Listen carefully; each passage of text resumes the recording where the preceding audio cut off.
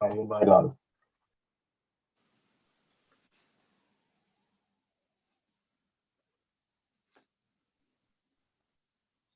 We live? Yes. Yes, Chair. Right, okay. Good morning, everyone. I would like to welcome all councillors, co-opted members, officers and members of the public to the meeting. The report authors for the items on today's agenda will be introduced as we make our way through the meeting. Can I remind members and officers to keep background noise to a minimum, to only speak one person at a time and not speak over. Please mute your microphones when not speaking and then unmute when I invite you to speak. May I indicate if you wish to speak by using the chat facility on Zoom by typing MIS, may I speak, and I will call you to speak in turn. So if we move on to item 2, apologies for absence and substitutions, please. Only one that I'm aware of, Chair. I don't believe she's here. And one of our co-opted members, Jill Stobart. Yeah. But apart from that, I think you're all here. Fine, thank you, Mark. Item 3 then, declarations of interest. Are there any declarations of interest? Yes, Chair. Jerry? Chair, I used to work for Virgin Care, and not quite sure who I work for now, but I'll declare that as an interest. HCRG. Right, thank you, Jerry. Paul? Chair, there's a reference in the budget paper to the Avon Pension Fund. I'm a councillor on the Avon Pension Fund committee, so I think I better just declare that. Fine, thank you. Any further declarations? I don't see anybody's hands. There's nothing in the chat room, so we'll go on to item 4, urgent business agreed by the chair. There is none. So on to item 5, public councillor statements and questions. I understand Pam Richards is to make a statement and ask questions regarding Virgin Care. Pam, can I call you, please?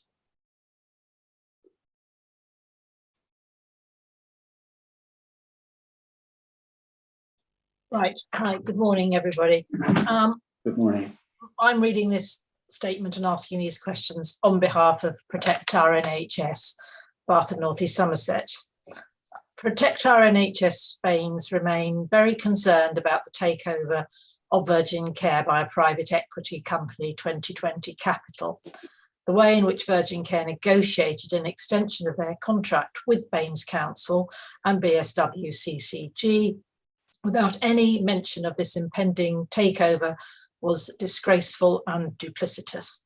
And we were very pleased to hear the assurance from the council, from Councillor Alison Bourne, and I have quoted an extract from her statement, which I won't read out.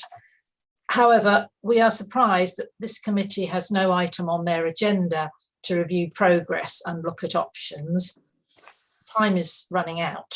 It's March when the extension has to be, the notice of the extension has to be given. We therefore wish to reiterate the questions that we posed in December, as we believe that the public who fund this contract and benefit from the services that they deliver have a right to know. There are some legal questions. We have several questions about the legality and the status of the contract extension. Was the extended contract signed off with Virgin Care? And if so, is this legally binding? The coordinating commissioner must give written notice to Virgin Care no later than 24 months prior to the original expiry date, end of year 5. Is there an opportunity not to give the written notice in view of the changed circumstances? Question 3 on the legalities.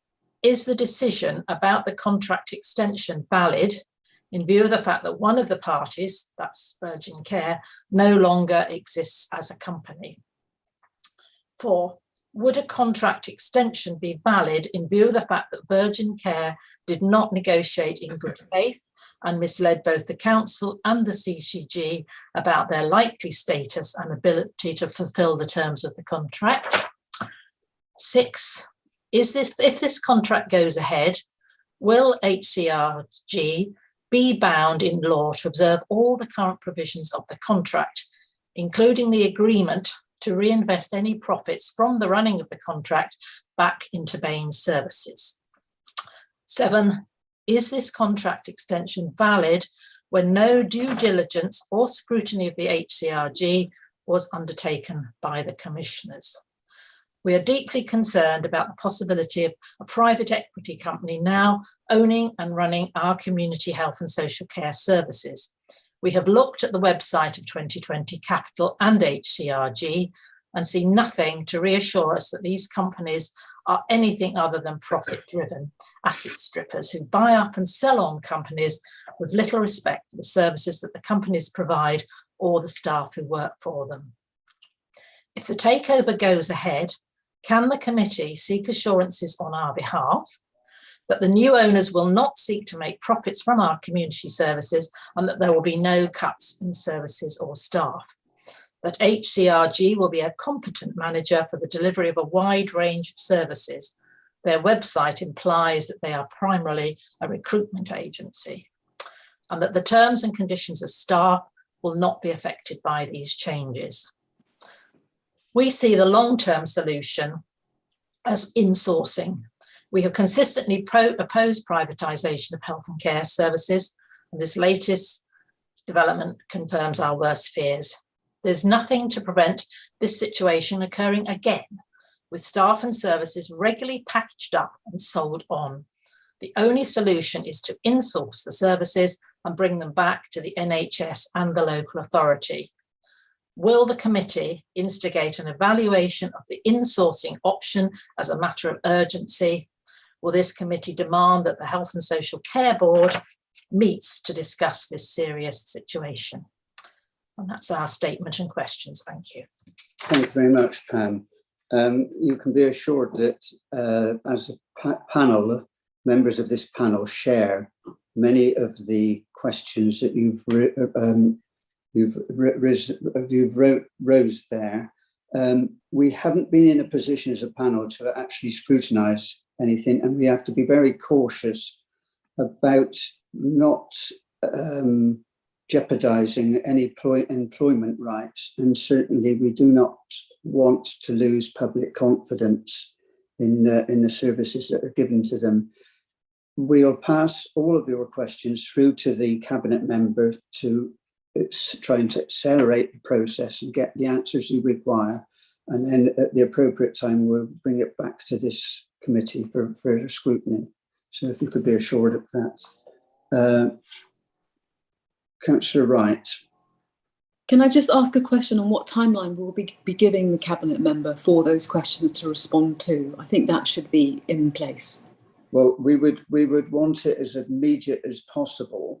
It's been difficult to get a timeline on anything at the moment because this move came out of the blue.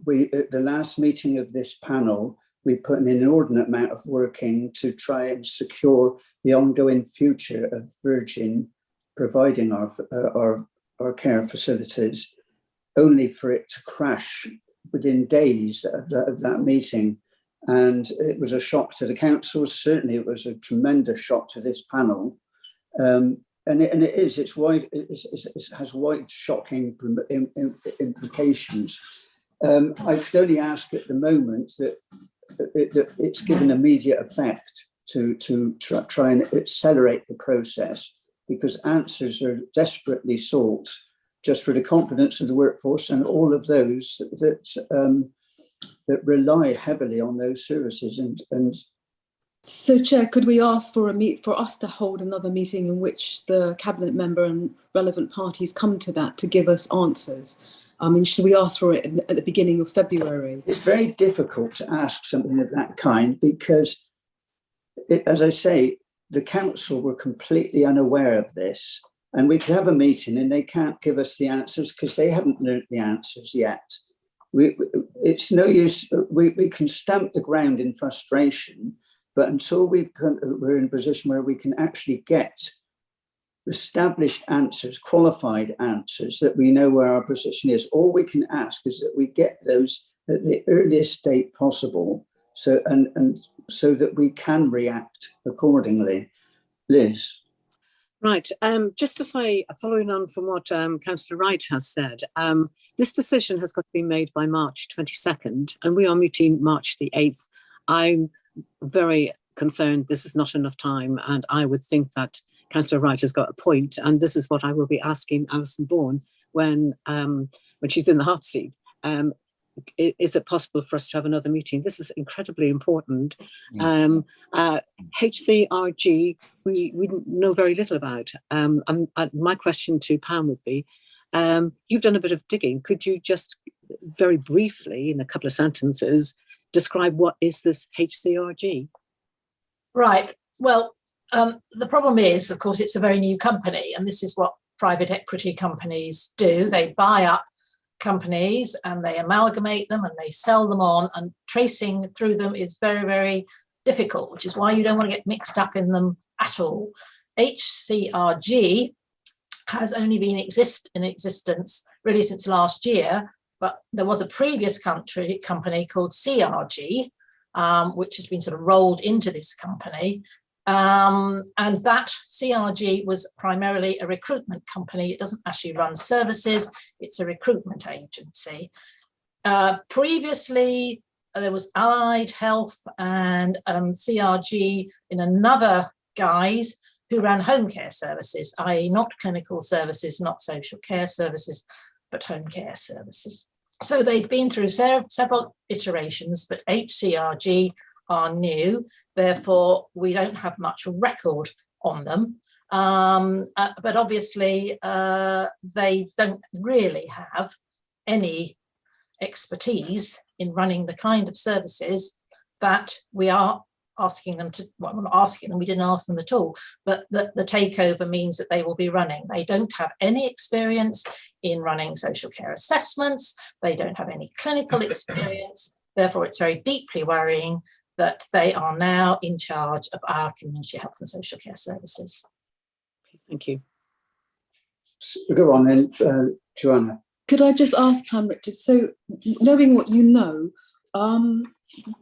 what understanding then do you have about them in terms of profits and what they would do with money and move that around? Because clearly they look to be a company that just want to take profits out of a system and put it somewhere else. So could you give us any more information on that, Pam Richards, please? Right, well, 2020 Capital, which are the umbrella company, are a private equity company. So we don't, again, you don't know a great deal about them because they're private. However, we know from just from their website that they state that they look to, we look for significant returns in 2 to 5 years. That implies that they're looking for returns for their shareholders. And we know that that is not the model we want because our contract says that profits get ploughed back in. It gives me no confidence that this company is anything other than a company out to make money and possibly asset strip. And I would say that HCRG, something else we found out about them is that they use an invoice factoring system, which means they sell on their invoices to a bank, which is it's short term for improving their cash flow. So the bank buys their invoices, so they get the money up front. However, they pay for that service, so that's costing them more. But it worries me that because that's the method they use, they are not terribly robust financially, and they are looking to improve their cash flow. This is why it is ridiculous that we are going anywhere near these people when we know so little about them. We are putting our whole service at risk, and there is a huge danger that this will happen again in 2 years because there's nothing to stop these people just handing this on to somebody else. It's an outrage, and it really, you hardly need legal advice, you just need to stop it. You see, on the face of it, it would seem to amount to a huge betrayal. Yes. But we do not know that. We have to be categoric and we have to be very cautious on that because we're in very challenging territory. So if the dates can be brought forward we'll see that if that's possible, and I have to speak to Mark whether the Democratic Services can support that being brought forward. But I appreciate the concerns. I share the concerns, but I do emphasise that we need to be cautious so we don't get ourselves in a very uncomfortable position and compromise ourselves in the whole service. Just one more comment, then. John, I fully support what you're saying, and I don't have any problem with why you're stating those concerns.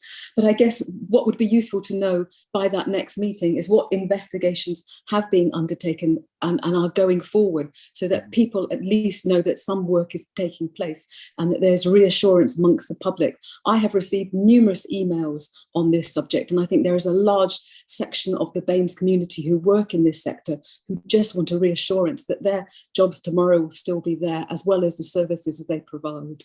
Yeah, and this is the biggest contract awarded by the council, so it's got reputational damage to the council if we don't get it right. It's extremely important, and I'm sure everything, and if we convey that through to Suzanne and Alison as the cabinet member, Chair, how important that is. Yes. Interrupt. I think that Suzanne and Alison have both indicated they'd like to speak. Right. Yes, I'll let them because it's so important. So, Alison, please. Okay, I wasn't sure whether you wanted me to say something now or when it comes to my report, but given the discussion, I felt it was probably more helpful if I said it now. Yeah, yes, I think, this is a worrying situation because it did come completely out of the blue and we were not prepared for it, and it does raise lots of questions, the sale of Virgin Care to HCRG. And Pam has raised some very important questions, which I think we've all been asking. And because we need the answer to those questions, we have commissioned a specialist organisation to do some very detailed due diligence on the organisation, which will help us to determine what we feel our next step should be. I can say the decision was made to extend the contract, both by ourselves, the council, and by the CCG, but the extension has not been signed off. So obviously, alongside all the due diligence, we are also seeking legal opinion on where we stand in relation to the contract extension and obviously the substantive contract. So we can't really answer the questions at the moment. We need to get that information from the organisations that have been commissioned to provide it. We're hoping to get that within the next few weeks, and clearly there will be a lot of work to be done. I had been planning to provide a much more detailed update at the meeting at the beginning of March. However, if it's possible to provide something sooner and it's possible to change the date of the meeting, then we will be open to looking at that. But until we get some information, we can't really say any more. So now, Alison, you fielded a question from me. Are you looking for a new provider rather than the extension of the contract? Are you quietly looking to see whether you don't offer that extension and we go out to a new provider in 2 years' time? I think we've got an open mind at the moment. I mean, we need to understand the legal position and we need to get the information on the provider. But we are open-minded about the way forward. We're not committed to any particular outcome at the moment. Thank you. Suzanne, would you like to make a comment, please? Thank you, Chair. Those questions that Pam submitted, my officers have begun to answer, and we will be able to respond with those answers. Probably, I will send an email out today to you, Chair, and also to Pam, answering some of those questions, because some of them are quite factual stuff that we are able to answer. So I have actually the answers in front of me, but I haven't shared them with Councillor Bourne yet. So I'll share them with her, and they can go out. The other thing I wanted to say was that the company who was doing the forensic financial detail on HCRG has already started to do its work and was working over Christmas and the New Year. We're expecting to see a report for the first week of February. So that may help the chair and other members to decide whether they want to have another meeting sometime in February. But we need the evidence to be able to share with you to see what the next steps are. As Councillor Bourne says, we've got an open mind at the moment about the next stages, but the advice we need is around some of our procurement and our legal responsibilities to the contract and about what's best for the service area. So we haven't got those answers yet, but we will have something. We think the second week of February, that's the time frame we're working to. And I'm meeting with that company on a weekly basis to see the detail of what they're learning about HCRG and the two owners. Fine, thank you, Suzanne. So I'm going to move on now. So on the questions, again, Councillor Ellen Jackson, you want to make a statement. Would you like to make it now or prior to agenda item 10 on the draft budget? Eleanor? Well, I think actually I might, it's very kind of you to let me speak, and I think I would like to make it now, just in case I have any more internet problems this morning. Okay, so fine. Thank you very much indeed. And also what I want to say needs to be contextualised in the framework of what we have just heard about adult social care. And I'm speaking as a ward councillor and not as any official representative of the Labour Party or anything like that. So I'm addressing the question of the budget, item 10. I'm confident that members of the panel will subject the budget as it affects children, young people and recipients of home care and disability services to the kind of rigorous probing it deserves.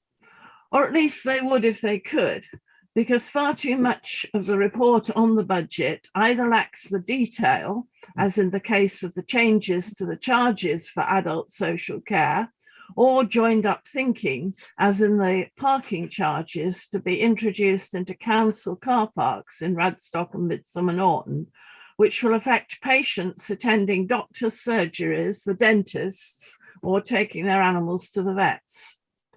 I promised two residents that I would draw attention to your plight. That I would draw your attention to their plight. Firstly, a young lady with severe mobility problems is living independently, but requires 4 visits a day from carers. I suspect that Baines is planning to reduce that to 2, in line with at least a third of other unitary authorities, because they have not received sufficient funding from central government to maintain the present levels of care. Independent living is essential to her mental well-being now that her mother, another Westfield resident, has died. And so a short-term saving might end up with more expense for the NHS long-term. And yet in the budget columns, you'll see that we're promised 1 million in savings on adult social care. That's care package proposals, page 41. And we see that contract management will result in a saving of 338,000. Secondly, I received an email from a highly trained residential carer. He stuck to his post throughout the pandemic, doing more and more work as others around him fell sick. He is paid £10.25 an hour. And he asks how he is going to survive as the costs of living increase. He loves his work, but he cannot see how he can continue on that rate of pay.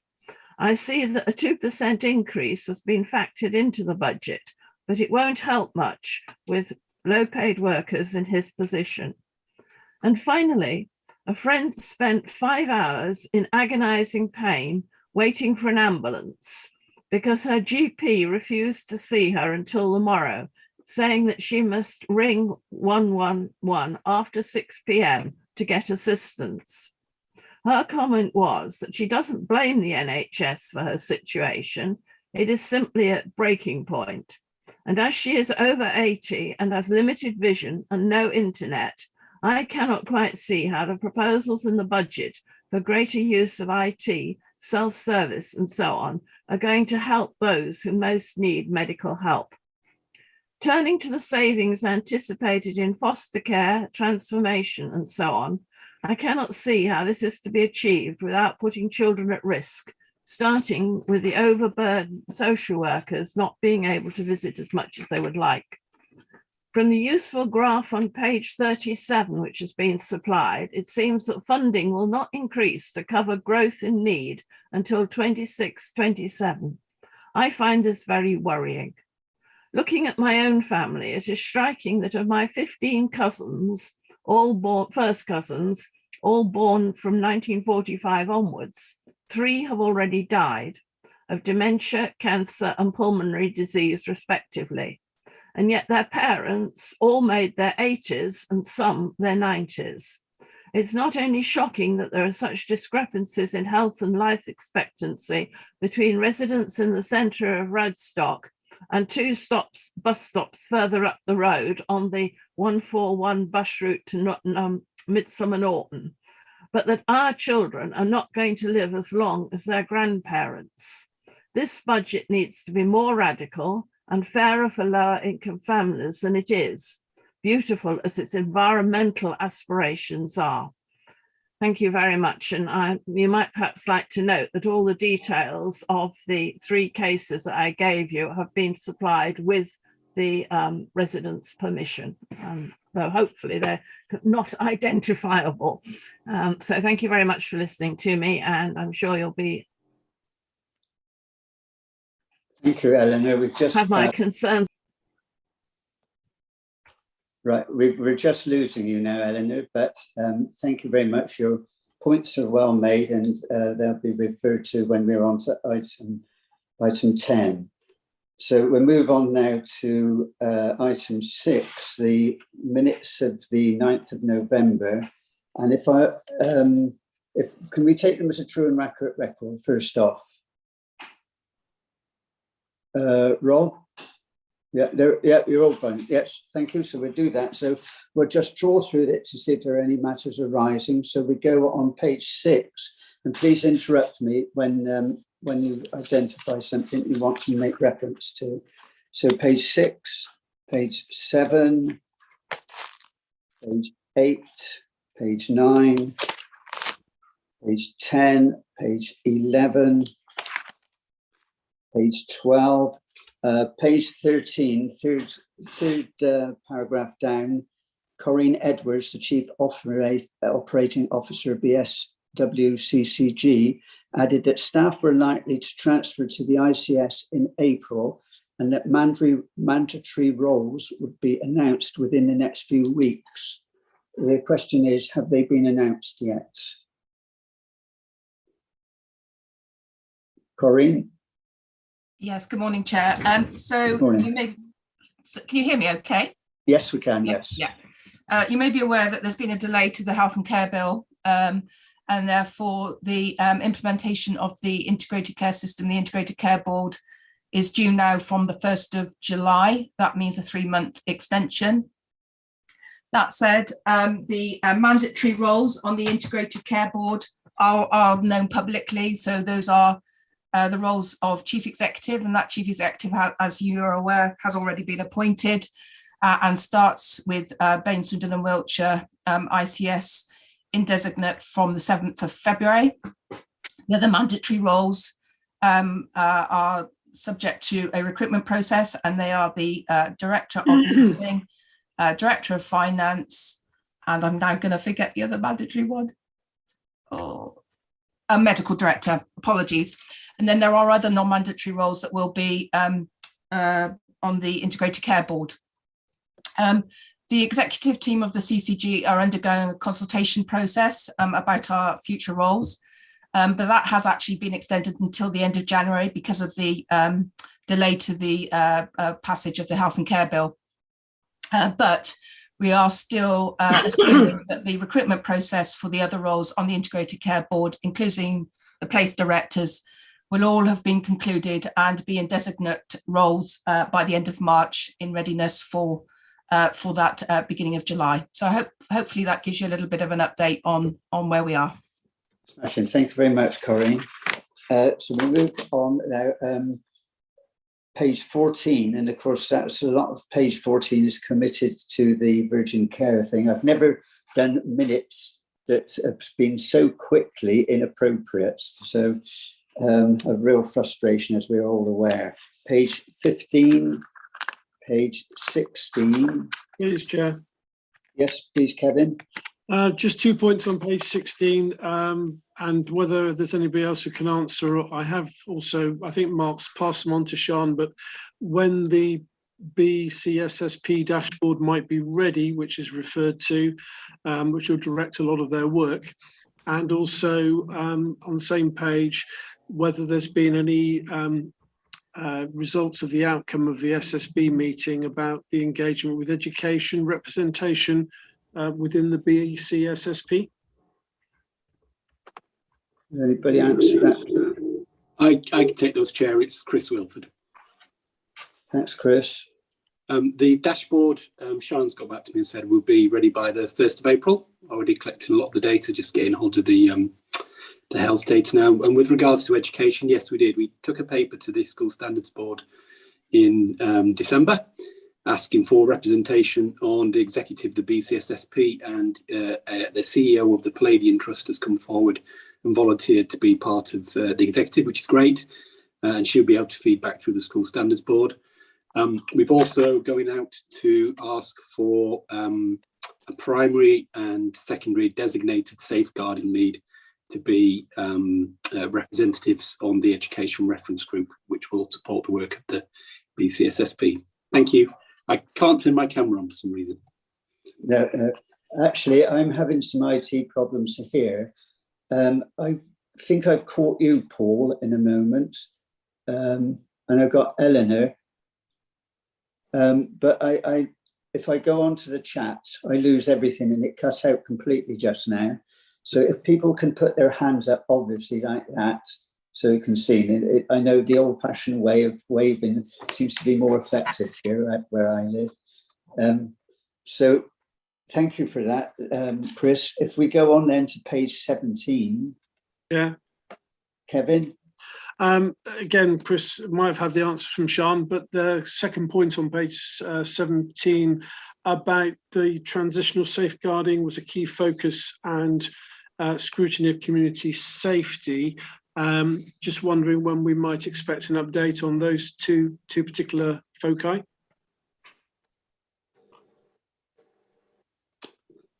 Yeah. Again, Sean's come back to what she said is they're both key elements of the work of the BCSSP, and what we'll do is make sure there's a focus on those in the next annual report, which will be completed in August and presented to PDS as per normal in the autumn of next year. Thank you. At page 18, page 19, and finally page 20. So that's complete. So if we can move on now to items, yes, Joanna. Chair, just because it was the first time that sort of I've been looking in depth at these papers, what's really noticeable to somebody who's coming in is all the acronyms, and invariably they aren't given the full titles in lots of places. So you have to work out an awful lot. And I just think that papers that are going to be in the public domain should have a listing of what everything refers to in some way. So if the next minutes could have that in some way, I just think it helps people in the public to read these papers in a better way and understand what's taking place. It's a good point, Joanna, and there are so many. I think we'd all find it helpful because we can lose sight of something if it hasn't appeared for a while. So if it's led with, yes? Could I just, because I'm on the scrutiny panel of Adoption West, and we have the same issue with lots of acronyms, and I was just wondering, with Adoption West, what we have in each pack is we have a glossary. That would be quite helpful if we could have that each time we have an agenda pack. I think that's a good point, well made, Joanna. So it would be a standing paper at the back that you could refer to. So it didn't need to change. It's just a reminder each time. Okay, right, so we'll do that. Paul, did you have your hand up? Yes, please, Chair. I'm sorry, you missed me. Read page 6 on the minutes. Right, at the very beginning. To the discussion about whether we have a separate committee for children's services. The minute, in actual fact, didn't reflect the conversation perhaps in the way that we had all hoped, because we did actually put forward a resolution and voted on it, and that does affect how the council responds to that from this committee. So I wonder, everybody voted on the committee, whether that is a correct minute, or whether we can perhaps correct the minute a little bit to make sure it was quite clearly a resolution that was voted unanimously on. Okay, Rob? Yeah, I concur with that, Vic. Okay, so if we ask for that list, you're on mute.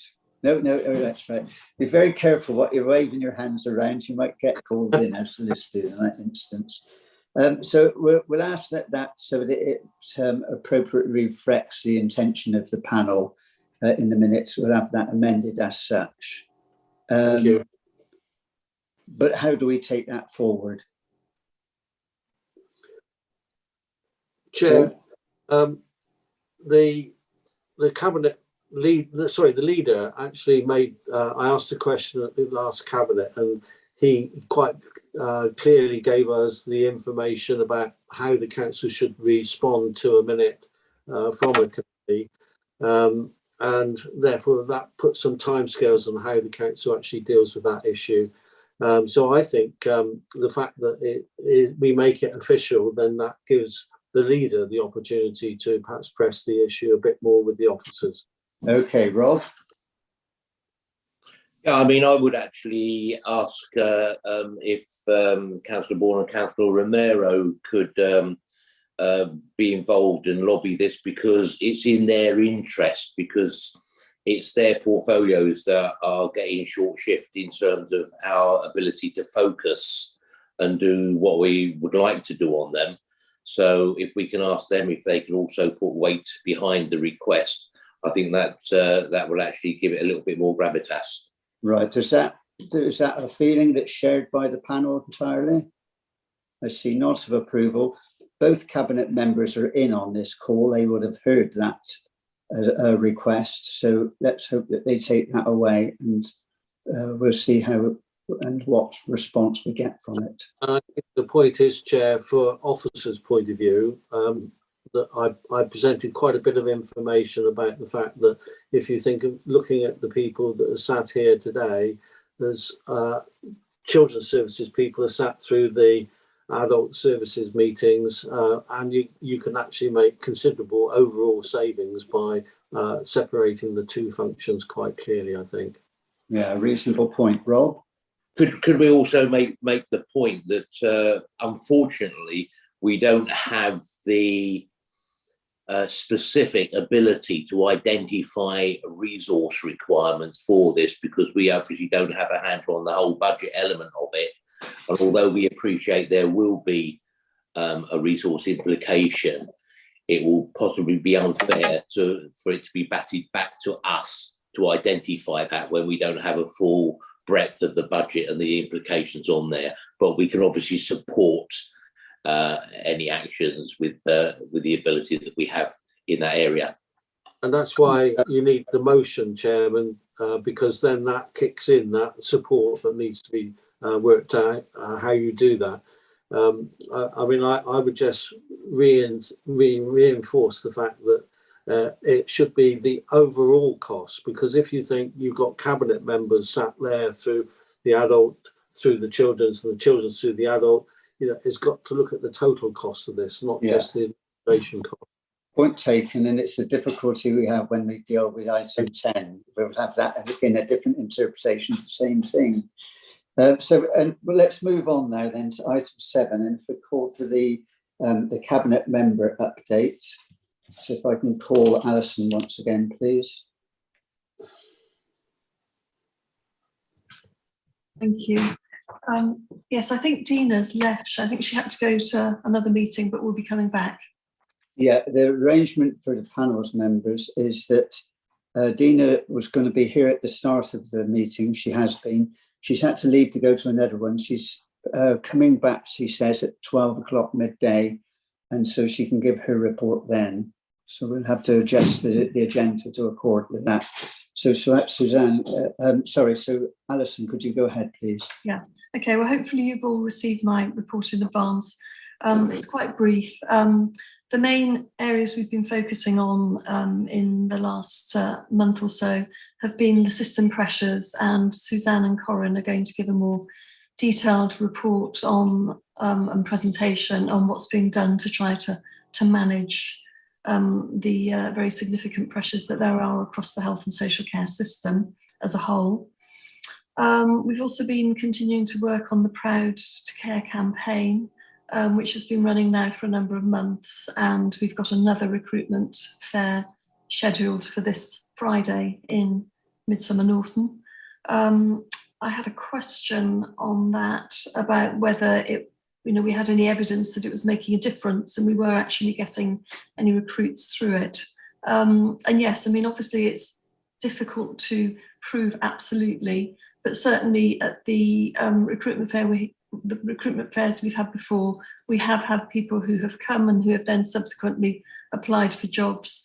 They were obviously also aware of it through the advertising campaign. So it's multifaceted, but I think we are getting some people coming forward as a result of the campaign. And obviously we need to get as many people as we can into the workforce, because it's very challenging at the moment trying to keep services operating when there are significant manpower shortages. We had originally planned to give a quite detailed update on the social care transformation process at this meeting, but because of the system pressures there have been and the fact that so much time and effort has been focused on that, it was agreed that we'll delay that until the March meeting, so you'll get a much more detailed update on that then. And we've already really covered the item which was on the community services and the sale of Virgin Care to HCRG and the implications of that.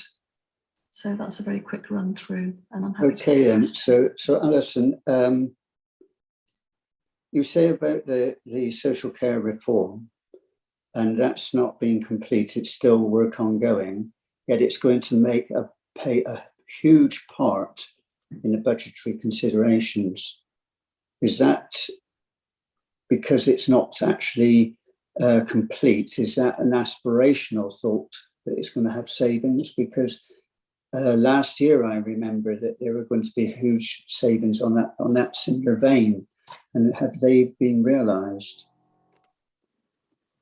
The social care transformation is an ongoing project that will run for several years, and over the duration of the project, some savings will be realised as the services change and are modernised, and we change some of the ways that we deliver services.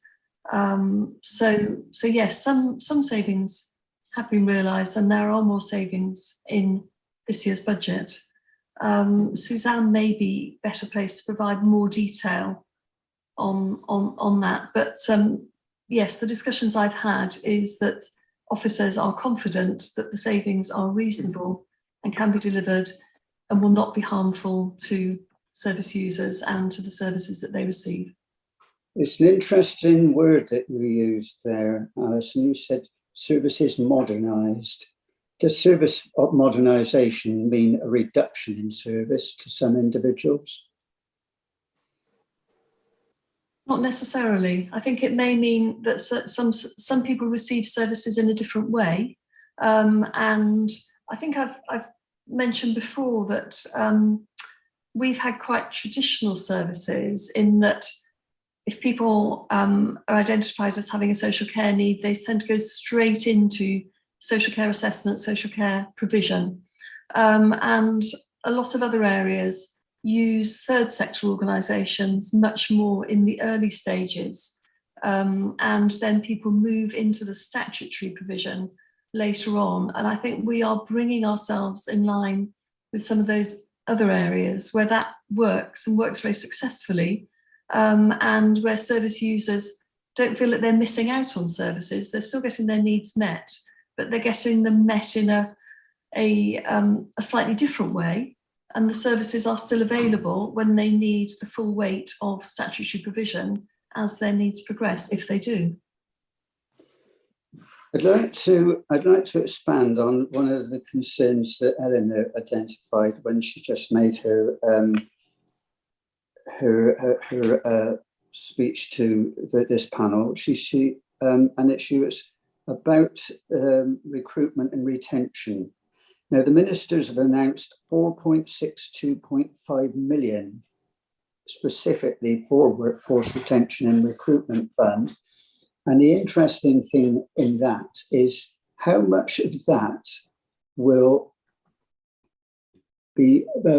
provide an increase in pay for our existing social workers, because it's recognised that they're grossly underpaid. I think we're starting to do some work on that. There was a meeting, I think, last Friday, which I haven't heard the outcome of yet, but Suzanne may be able to provide some more information on that and how we are proposing to use that funding locally. Suzanne, please. Thank you, Chair.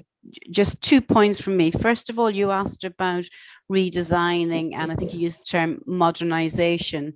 An example of that is the work we're doing on transition, and that's making sure that young people who are transitioning into adult services stay local and very much in an independent approach. So that's a good example of what Alison described as modernisation. That's about improvement, but actually good housekeeping follows a good care, and that's the whole idea of the transformation. And I'll talk a bit about that in the March scrutiny. And the other question was around recruitment.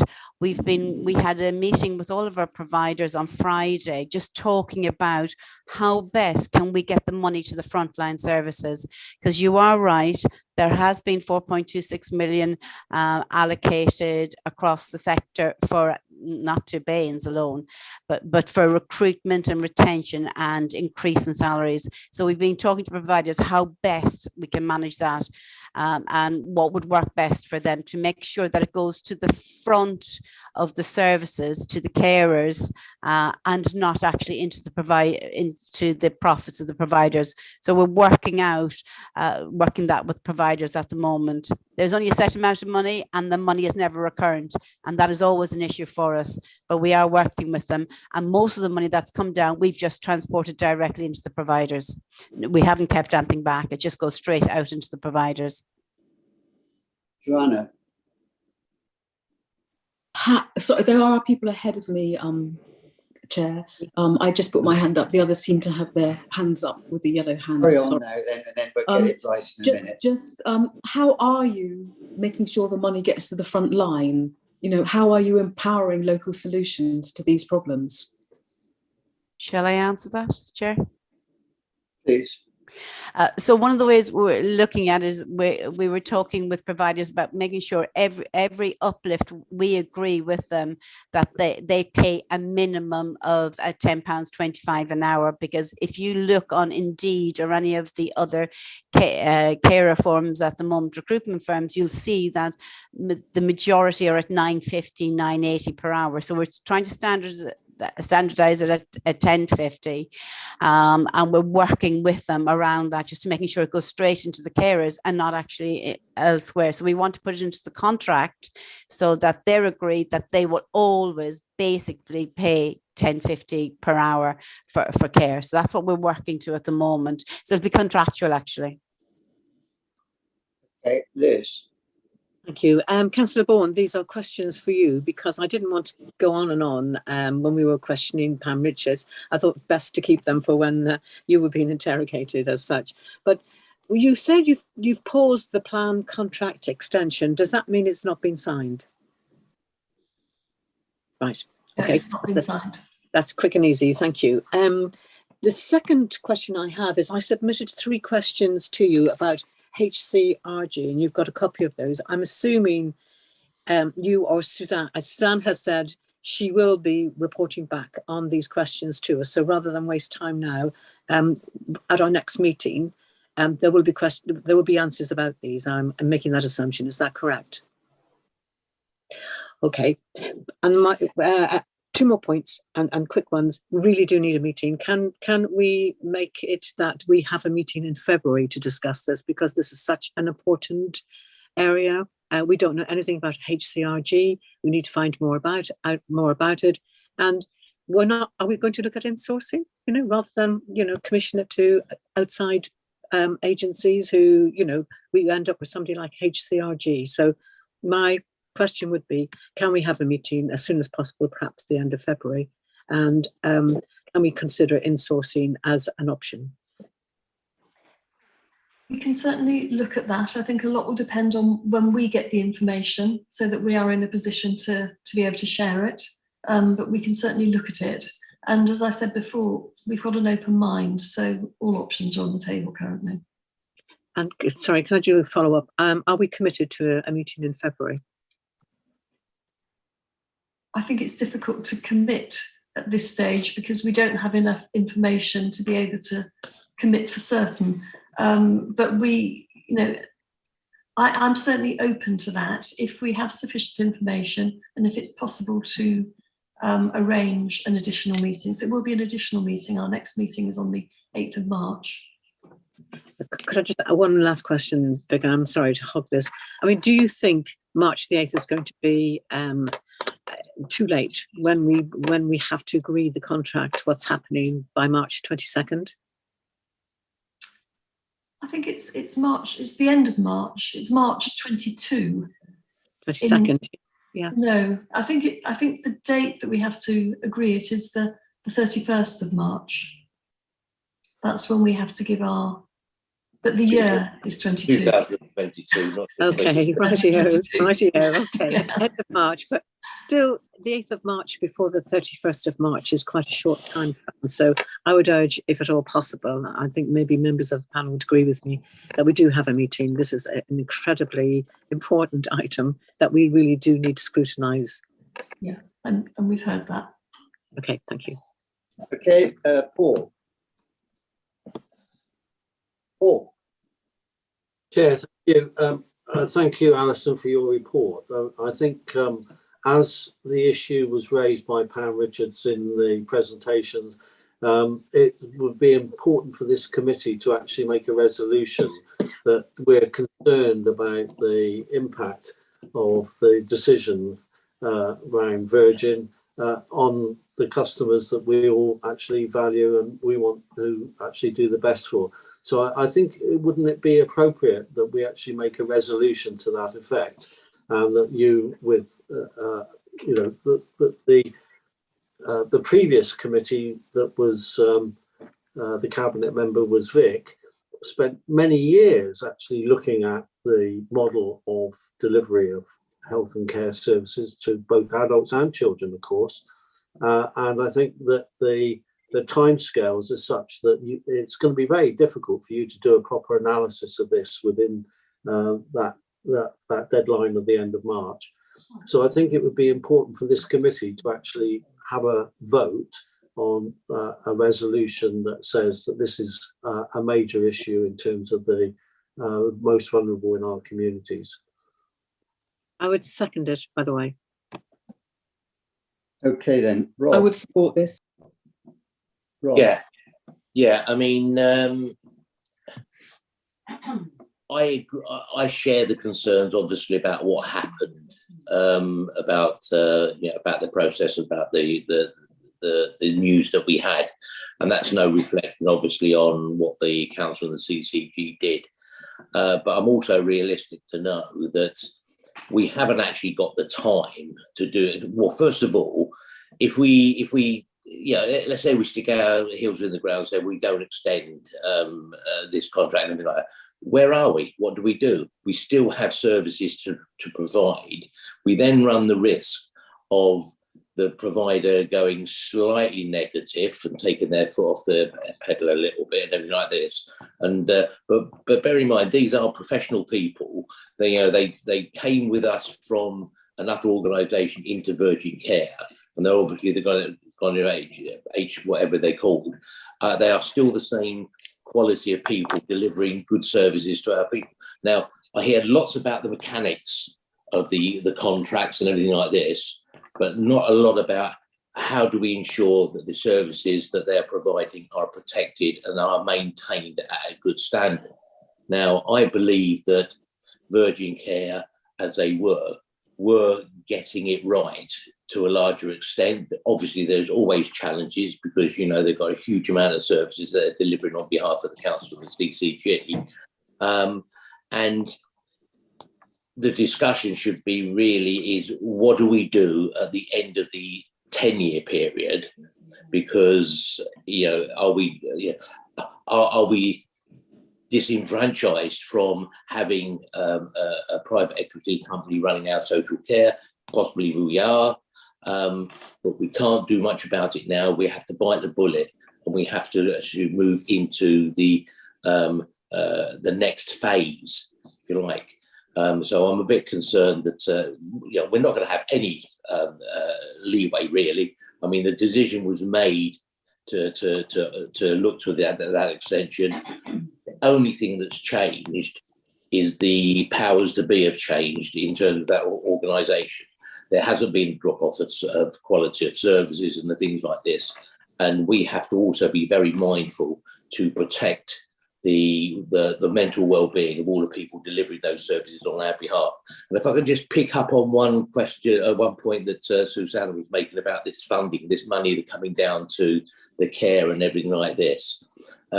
Certainly understand about making sure that there is a fair reward for the hourly pay and everything like this.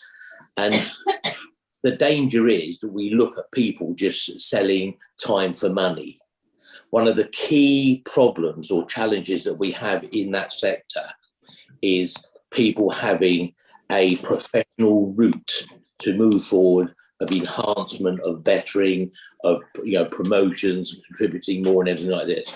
So instead of the sole focus just being on raising the base money, which is good, and I agree with that, we also should be looking at how organisations are investing in a professional progress model that allows people to aspire and develop and then contribute even more later on.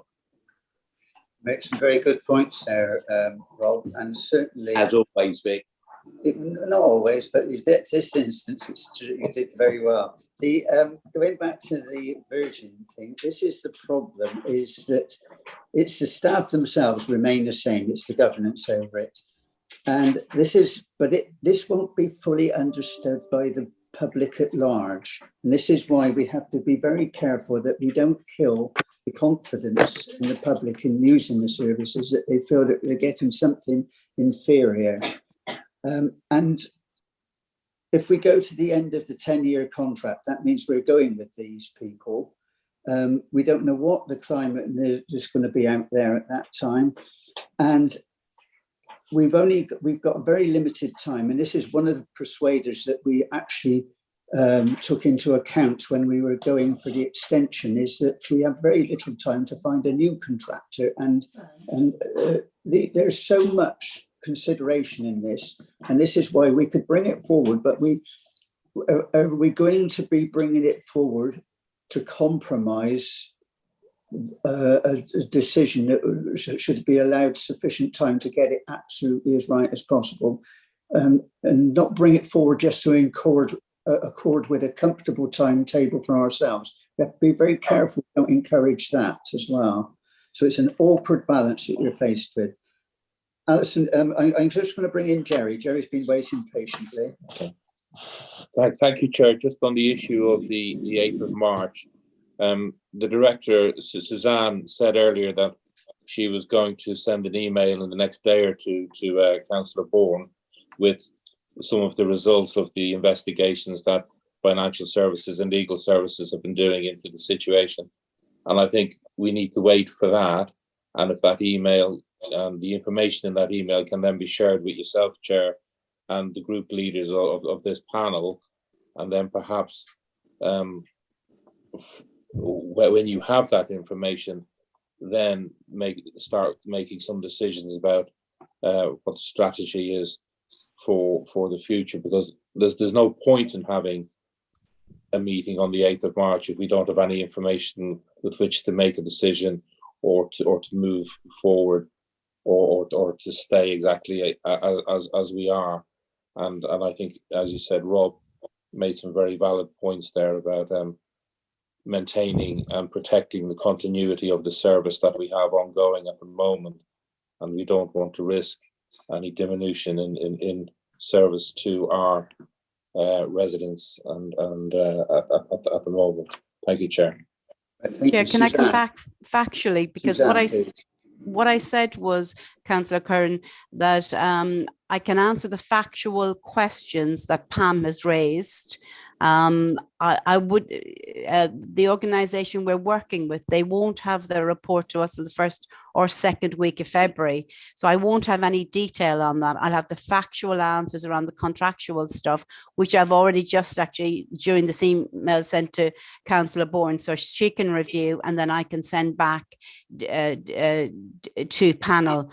But from a point of view of detail of the forensic analysis, I certainly won't have that report till the first or second week of February. I'm hoping the first week, but I'm just saying it could be the second week. And okay. I do understand what Councillor Rob Appleyard is saying. And yeah, the time frame is tight. And I think we all realise that. Thank you, Suzanne. Paul. Thank you, Chair. I think we've got to be very careful as a committee. We don't tread on the toes of Alison and Suzanne. Their role is the professional assessment. What I was going to propose is this committee is concerned about the impact of the ownership change on the health and care contract on the most vulnerable in our community and seek detailed information as soon as possible. And I think that then gives Alison the ability to quote the committee, but we've got to be very careful. We're not actually organising this, we're scrutinising what's happening. And I think under the circumstances, if we try and set false deadlines, then that will actually work to the disadvantage of the officers and the cabinet member. Right, Kevin. You're mute. Yeah, sorry, yes.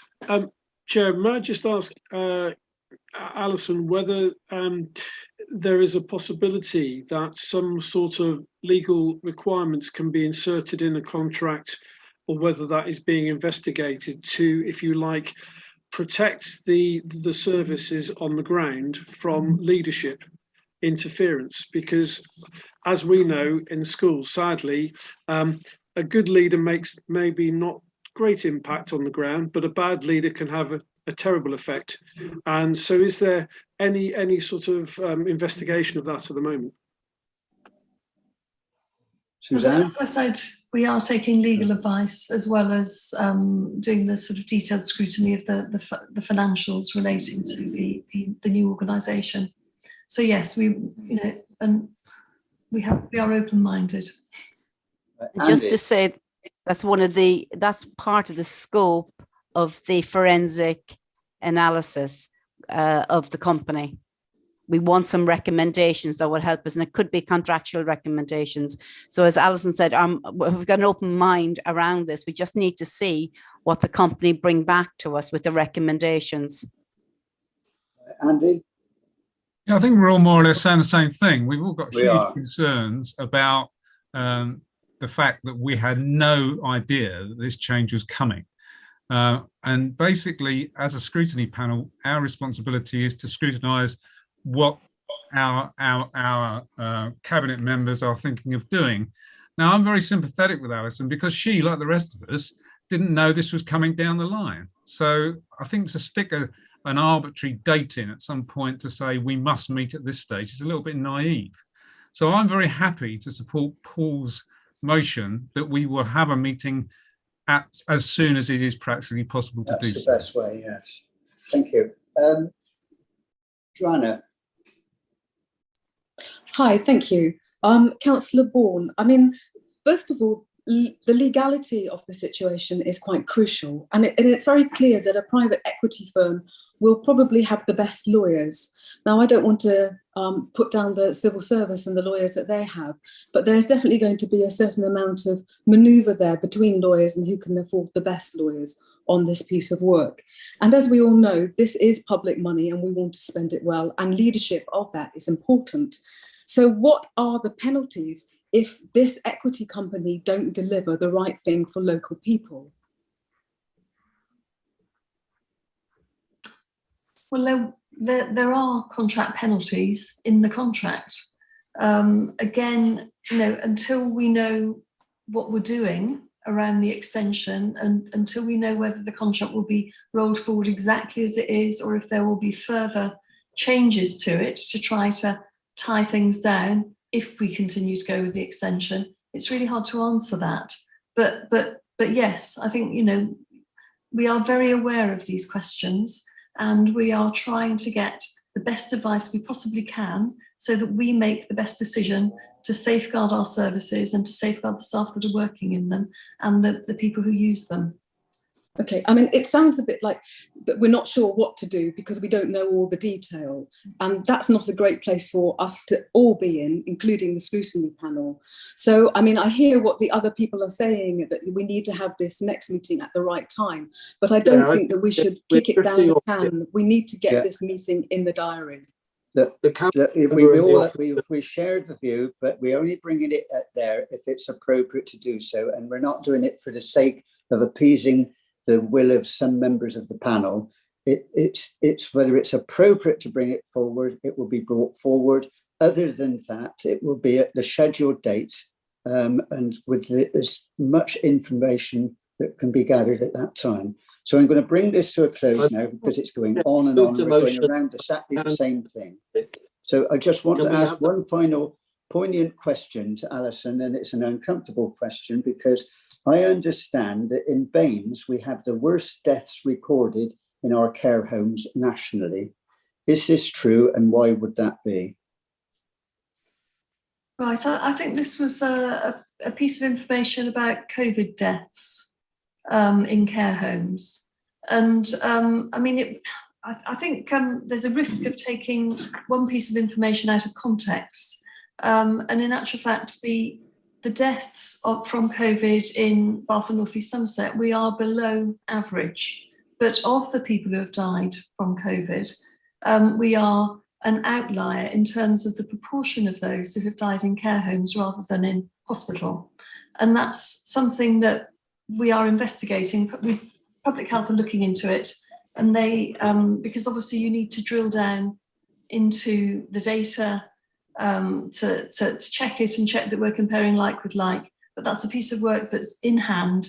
They're actually working with Bristol University on it so that we understand the context more fully, and we will then we'll be able to report what the actual situation is. Because I think at the moment, taking one piece of data out of context doesn't necessarily give the true picture. So we need to understand it more fully. Okay, so when you do find out what the position is and Public Health have had a look, we'd welcome an update on that, please. Yeah. Andy. Yeah, I agree with you, Chair, we should move on, but Paul has put a motion on the table, which I have seconded. I think it's important that we actually have the vote. Sorry, then you will have to remind me, Paul, what that motion is. Yes, Chair.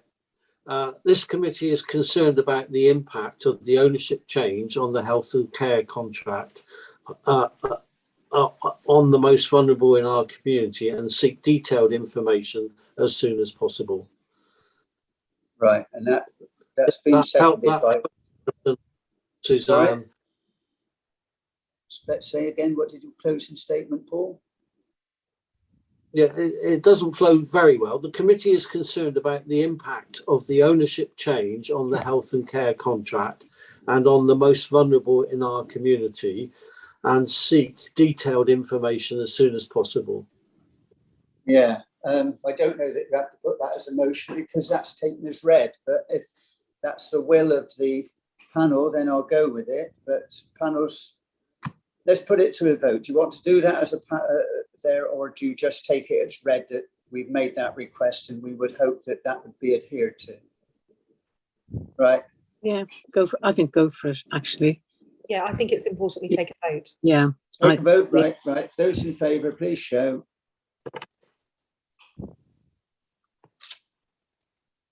Right, it's not everyone. 1, 2, 3, 4, 5. It's predominantly in favour of it, yes. So that's carried. May I abstain, Chair?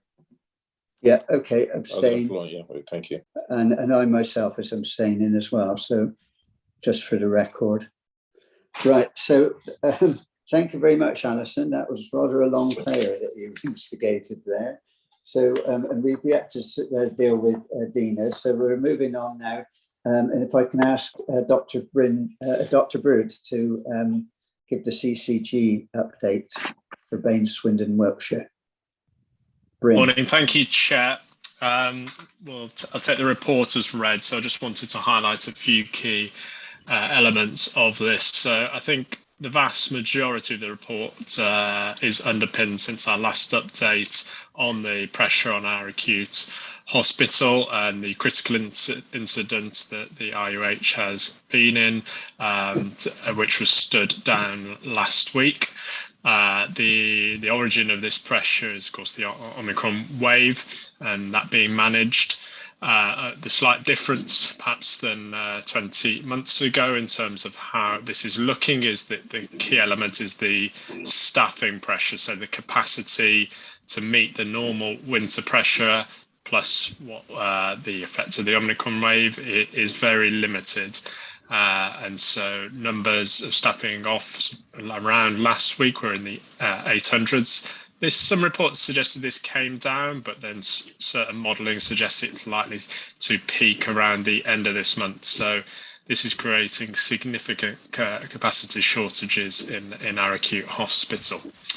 What this has led to is sort of more innovative solutions in order to manage this in quite an urgent fashion, and that's both internally within the IUH and where they're able to quickly stand up some bedded capacity that wouldn't normally be present, but then also in our community stand-up wards as well. And there's two key wards that have been stood up, are being stood up in the past 2 weeks, and they're on the St Martin's site. And also what we're calling a care hotel, which is situated in Bath as well. So these will be patients that are technically discharged into the community and would normally be able to go home, but due to other issues that would normally keep them within the IUH, such as therapeutic and care requirements, we are standing up these services to help manage the capacity within our hospital. Conversations on the medical cover of this have taken place with our community and primary care services, because these are quite different to what we used to dealing with, and the speed in which these have had to be stood up and arranged has been fairly unprecedented, really. So there's been very active conversations with our system partners on this in terms, so the medical cover is both safe and proportionately fair to partners. I believe Corin will expand on that further, so I won't go into any further detail on those sites. So as corollaries of that pressure, there have been several aspects that we're managing both internally within CCG services and with partners. So of course, we've been very up to speed and very working closely with our comms team, and that's around to the public, to make the most as ever of use of pharmacy and the 111 service, and consideration of when care is urgent and when to be using our acute services.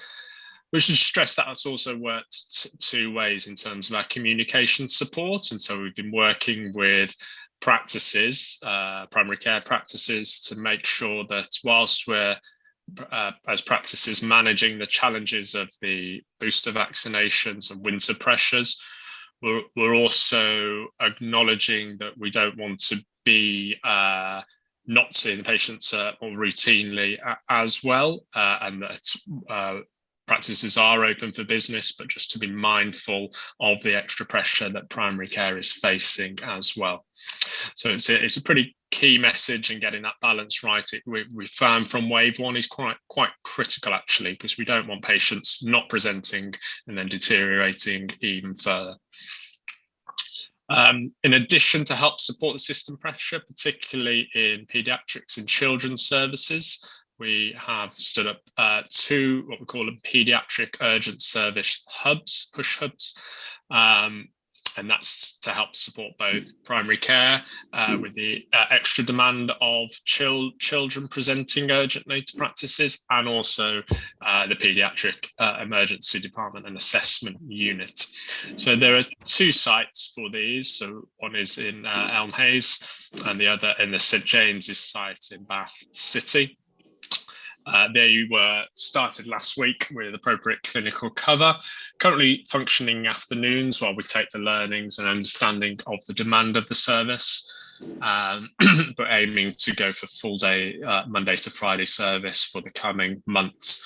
And our primary care practices are able to book in directly with those services to alleviate pressure. Whilst we're on primary care, there's a couple of key elements to draw out in terms of our support from a commissioning point of view as we move into integrated care systems. And first of those is what we're provisionally calling a primary care alliance.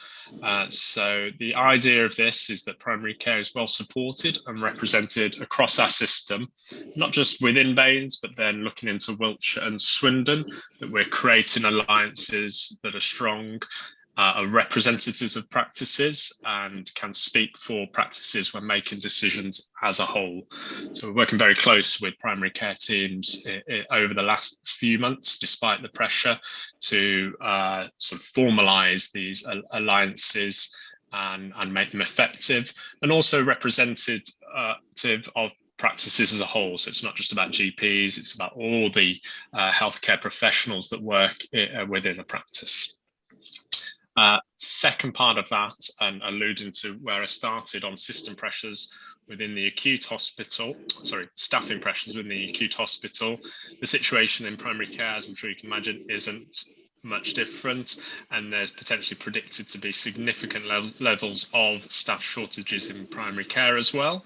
So in anticipation of this, I'm getting a bit of feedback there, we've been working closely with primary care colleagues across all patches, so in Baines, Swindon and Wiltshire, to create some surge planning contingency operations, and that involves working predominantly within our primary care network, but then also across Baines to identify how we could manage, say, if up to 30 to 40% of our staff were not able to present for normal routine operations on a given day, principally due to isolation and illness. So I think that's an important part, an important cog in this, because primary care is normally lacking those plans, being so separated 22 practices across Baines. So it's important we work together on that, and that primary care understand what to do should that pressure arise, and not be reacting to the situation. There's a couple more updates, but I think they've been alluded to in previous conversations, so I'll leave it there, Chair, mindful of time, and go to questions. Thank you, Bryn. Liz. Sorry, it takes a while to unmute myself. Good morning, Dr. Bird. Morning, Liz. Thank you very much for the update. And I think we all understand the pressures the health services under, and thank you for reiterating exactly what's happening. But I was interested to read the 9th bullet point on slide 4, which identifies overprescribing of care packages as one of your challenges. Now, I don't think you mentioned that. Could you explain what that is? So I've got the report in front of me. You mentioned slides, so I think we're looking at different parts. Could you just elaborate slightly, Councillor? I think what you said, one of your challenges was overprescribing of care packages, and I wasn't quite sure what you meant by that. Councillor Liz Harman, I actually did that presentation with Corinne, and what I meant by that was that we were trying to make sure that we gave people their prescribed amount of care in relation to the Care Act. And in some of the audits that we've done, we have seen that we haven't gone back and reviewed people. So they've stayed with 4 times a day or 3 times a day, and we haven't reviewed them. And they've said to us, actually, I don't need care anymore at the moment. So we've started to look at cases like that with the individual. So that's part of the work we're doing at the moment. And that came out of the audit of that work. We audit reablement cases in particular, and we saw that a lot of people stayed in reablement much longer than they needed to because we hadn't reviewed them. So that's what that's about. Okay, apologies. I put all the information together under one, including your report, Suzanne. So thank you. Thank you. Okay, Kevin. Yeah, thank you. Just a quick couple of points around, please, Dr. Bird. The push, the pediatric hubs. Is this sort of going to take staff away from existing services, and is it a permanent thing or just a temporary sort of backup plan at the moment? Thanks, Kevin. It's a good question, insightful question there, I think. So I'll just set a bit of background for it. So this initiated almost in the end of summer, autumn time, in what we call a virus called RSV that presents in children. It normally presents in winter, the sort of the deepest winter, and puts pressure on then in quite a flowed pattern most years. Obviously, with what's happened in the past 20 months and isolation, social distancing, how viruses normally spread has been very different. So we took the learning from the Antipodes, Australia, and New Zealand, that those viruses were presented in the summer sort of unprecedentedly and going into autumn and winter. So that created some, again, surge planning and predictive modelling about what that could look like in the winter. And very similar to other planning sites, was predicted to be up to a 50% increase in children's service use, which would sort of topple over certainly the acute services and create significant pressure on primary care. So that's the background of why we've needed to separate that, to put that into context, because obviously there's pressure everywhere. Now, drilling down to the core of your question, because it's all one pool, as we often allude to in these presentations, of clinical staff, and that can be an ever-increasing scarce resource. So you're not wrong to say that, you know, who's going to be leading clinically in those hubs? Is that someone that would normally be working in elsewhere, and is that a sensible use of resources? But alluding to my previous comments that this was deemed to be the key pressure point in predictive modelling, it was decided that investment, and this was a national direction that was sort of worked on and supported very early locally within BSW, that was the key area to redirect some of our clinical resource. And I think in addition to that is, we can say these things that it's not quite a set sort of metronomic pool of shifts, and this potentially attracts a different clinician, or potentially how we're trying to sort of support it augments the day-to-day work. So I think a lot of us appreciate variation in our work helps sort of get us through, if you like, rather than a continued same pattern. So we're finding some clinicians may wish to take it up because it's slightly different. So those with the interest in paediatrics may be drawn to this, that otherwise wouldn't be taking up clinical work in the system. So that's the first part of your question. Sorry, second part was around temporary. Yes, it is temporary. So initially for around the 3-month mark, but that will obviously be reviewed in terms of its effectiveness for its resource. Thank you. Okay, Michelle. Thank you, Chair. Just want to say before I start, Dr. Bird, about how I just want to say thank you to you and all health and social care staff for all the work you've been doing over the last couple of years in such challenging times.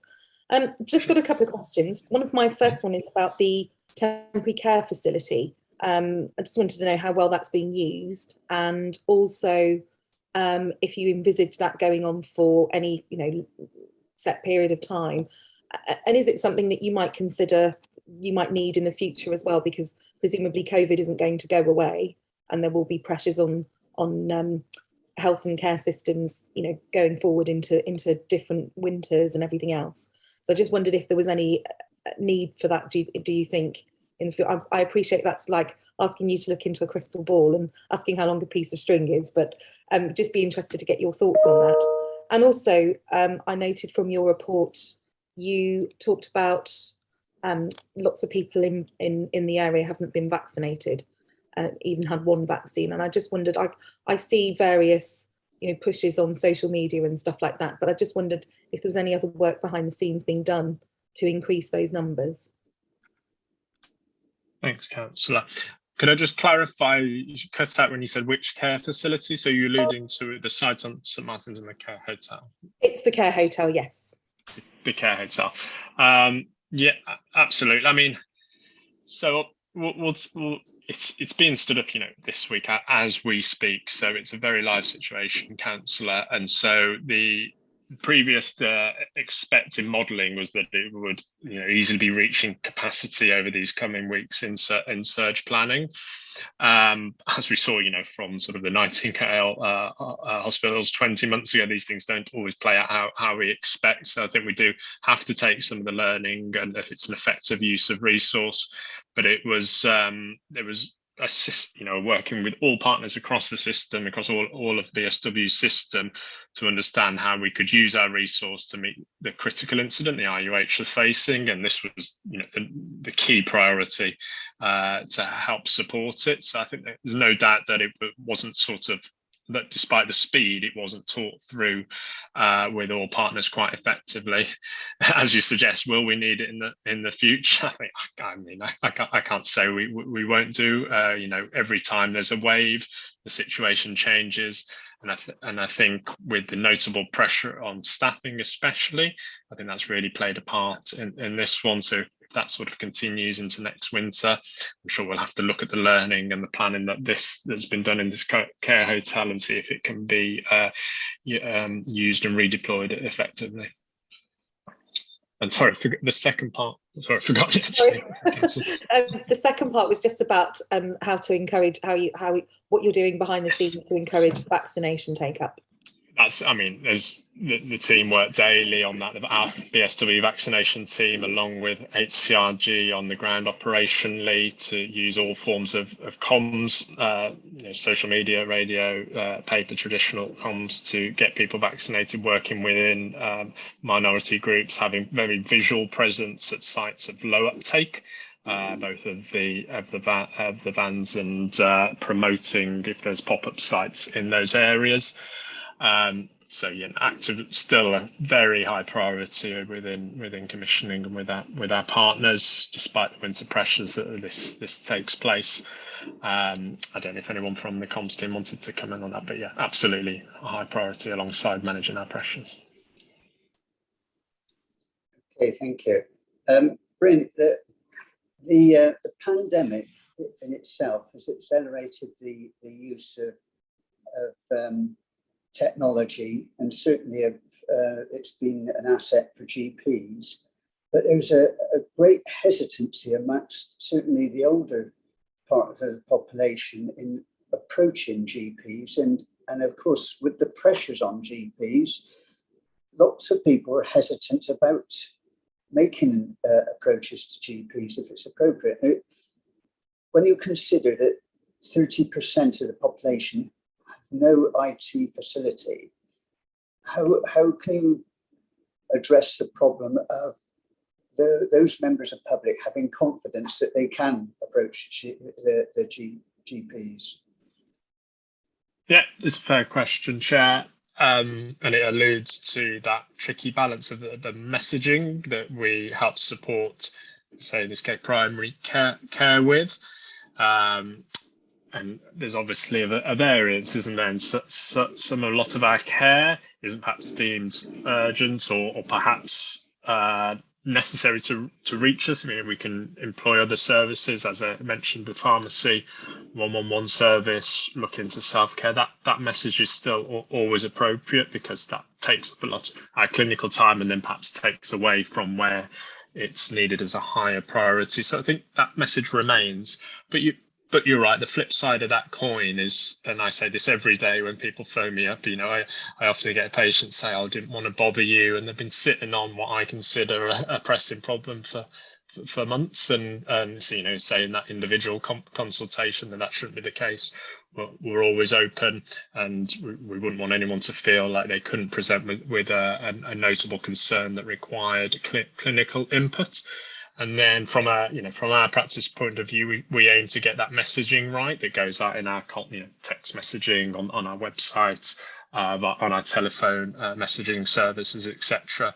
That we are open and please use us if there's any clinical concern. So that's just my practice, but from a CCG point of view and the comms team, I think maybe on the call we're supporting practices with all their comms on that, because as you can imagine, 22 practices and different management services, the language used may not always land well with someone on the other side, and people are doing this at speed.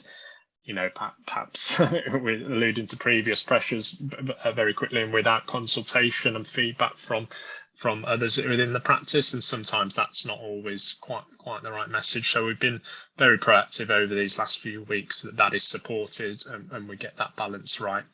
But I'd absolutely reiterate, we wouldn't want anyone that feels they need to be see a clinician be sitting on it for any amount of time.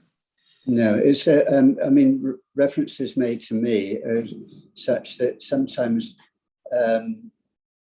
referring somebody to 111 is seen as a fob off, and it can appear insensitive sometimes.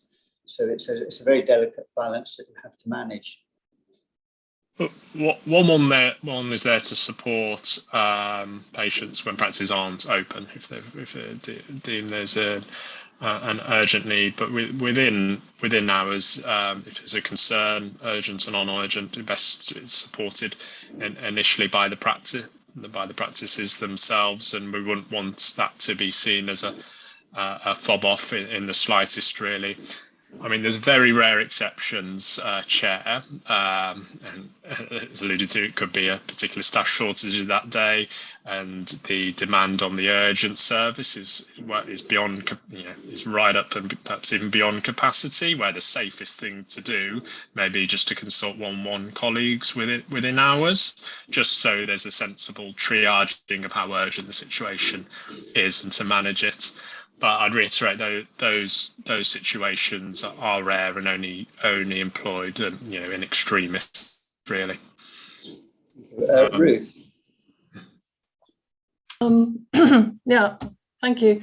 Yeah, I have a question about the introduction of compulsory COVID vaccinations for all NHS staff, I believe, that's coming into force in April. Do you anticipate staffing problems, for example, at the the IUH in particular, and what steps are you taking to counteract them? Thank you. Yeah, so I mean, from a system point of view, I've discussed this with the medical director within the IUH. So there's a sort of perhaps tacit of an understanding of where staff sit on this. I mean, from a principal point of view, I think it's an important thing to be doing from a safety and from a sort of messaging of how we work with the pandemic point of view. But I'll obviously acknowledge that some staff will feel differently for whatever reason that may be. So we need to, I think, understand that and not take a sort of stick approach immediately to that. And we're aware that there is a risk. There is a risk of losing staff in a critical time. Obviously, it's a nationally mandated subject. So in terms of the IUH pressure, they've been looking and they've been doing some scoping of the potential impacts on this, and then how to work with those staff that may be leaving, to explore alternatives and pick, if they're able to sort of reverse their decision on that, or if not, if they need to be sort of having that turnover sooner rather than later, so frontline care isn't impacted. In terms of primary care, if I'm on it, there's been no sort of central position in terms of managing that in primary care. I think it alludes to what I mentioned earlier, that we need to look into our surge planning capacity as a whole. I must admit, I think from myself and colleagues, I've not noticed primary care being particularly impacted by this i.e. staff that you're going to struggle to replace are leaving. I'm sure there's one or two examples I'm not aware of, but it doesn't feel a big impact in the community. Thank you very much, Bryn. We'll bring it to a close there, but thank you very much. We're grateful for that. And what we'll do now is that Dina Romero, the Cabinet Member for Children's Services, has returned to the meeting. So we'll go over to her if we can. Now, I need to tell you that we are running 1 hour behind schedule, where it's just been going round and round with these questions. The questions are appropriate, but we need to concentrate on exactly what we want to ask. Well, can I come back then, Vic, and then say, so all the questions that I've received by email from Kevin and from Liz and Andy, I think, can I, in the interest of time, shall I respond to those by email, but copied into the whole of the panel? And obviously I would expect those to be, part of the public record. Yes, lovely. That would be helpful if that would satisfy those questionnaires. And also, Eleanor, I'll never forget Eleanor. I see there's a sign come up. Can you also copy in Councillor Eleanor Jackson, who's made a contribution there, and she's put forward some questions. If you can put her into the loop as well, and we also pick up those replies that you're giving to Eleanor. Now, does anybody have any questions outside of that for Dina? So you don't not denied the opportunity. Is there any questions from any member of the panel directly to Dina now? I don't see anybody signalling. No. Okay, so that's very helpful. Thank you very much. Look how helpful I am to you, Vic. Yes, indeed. That will go on record, certainly. So if we can move on then to item 9, and it's the impact of COVID-19 on Bain's workforce. Quite a significant report's been done here in this instance. And any questions arising from that, please? Can I see? Yes, Liz, please. Yeah, just making sure I'm unmuted. Thanks, Vic. There are two aspects that have come about because of this, which I think perhaps we need to have answers to. And I wondered whether the report author thinks that in light of this report and the mixed experience of staff that we got from this report of working from home, it was the right decision to remove so much office space at a time of so much uncertainty in the middle of the pandemic, thereby depriving staff of the opportunity to go back to their previous ways of working if they wanted to. And then my second question was in respect of IT, that the rollout of laptops to staff, and I know people who've experienced this, we're now nearly 2 years into many staff being required to work from home. How many members of staff are still waiting for a laptop? And I know of some who are.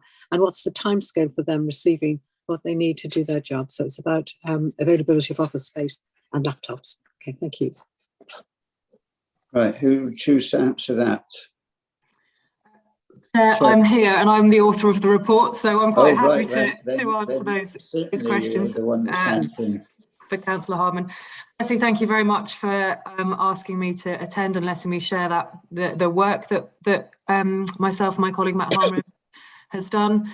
Councillor Hardman, to respond to your question, so your first question, I think it was slightly outside of the remit of the report that I produced, and you can see we ran a number of focus groups, and they were quite small groups and weren't necessarily covering the whole workforce. We met 66 staff as part of these focus groups, obviously out of a workforce of around 2,800. So they were quite small in proportion, and it didn't come up particularly in the conversations that we had. But I thought it was helpful just to kind of explain what we have done. And since the end of that first full lockdown in 2020, we've had facilities in place for staff who've needed to return to the office for their physical or their mental health, or both.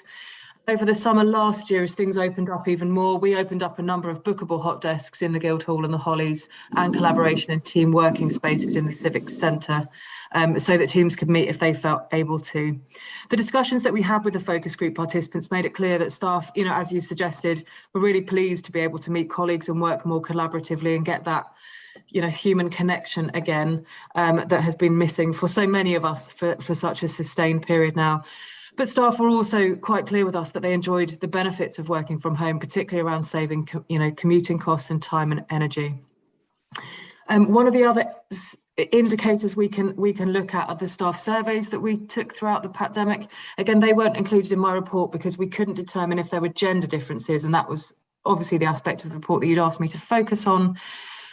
In June 2020, we asked the question, once lockdown begins to lift, how confident do you feel about working from home on a more regular basis? And 84% of staff said they felt confident or very confident to continue to do so. And that's what we've used as a basis for the decisions that we've made around our workplace. But of course, as we go back into offices, as things change again and keep changing, we need to keep it under regular review. And I don't think any of us feel that anything is set in stone. Now, I think the pandemic, again, it came out in the report, I hope you saw, but the pandemic has opened up new ways of working, collaborating. And for each of us, that difficult, managing that balance between work life and home life, it's so individual. And we've got to get that balance right for individuals, for teams, but for the services we provide. Your question about laptops, I contacted the IT team this morning, and I've had an answer from them, so I will just let you know where we are with that. Well, we have given a huge amount of equipment out to staff, again, at very short notice, particularly in that first part of the pandemic, because we just weren't set up to work in this way. 1,036 new laptops have been issued, 100 iPads and refurbished laptops where we've had existing stock and things have come back have been repurposed as well. A number of phones and those kinds of devices have been handed out. And your specific question, we think there are around 900 new laptops remaining to be deployed to staff. And again, the team had got really good at doing this. They're a hugely efficient kind of engine in terms of getting that kit out to people. But now that the guidance has changed again about working from home, more social distancing, we've kind of slowed it back down again. And we've had to slow it back down again, as you can imagine, to kind of manage safety and well-being. But hopefully as things kind of ease up and improve over the next couple of months, we can get that flow back. So I have no timescale from IT, I'm sorry about that. I will try and find that and put that back in writing to you. But I would expect that 900 those laptops to be issued this year. Okay, Paul. Paul May.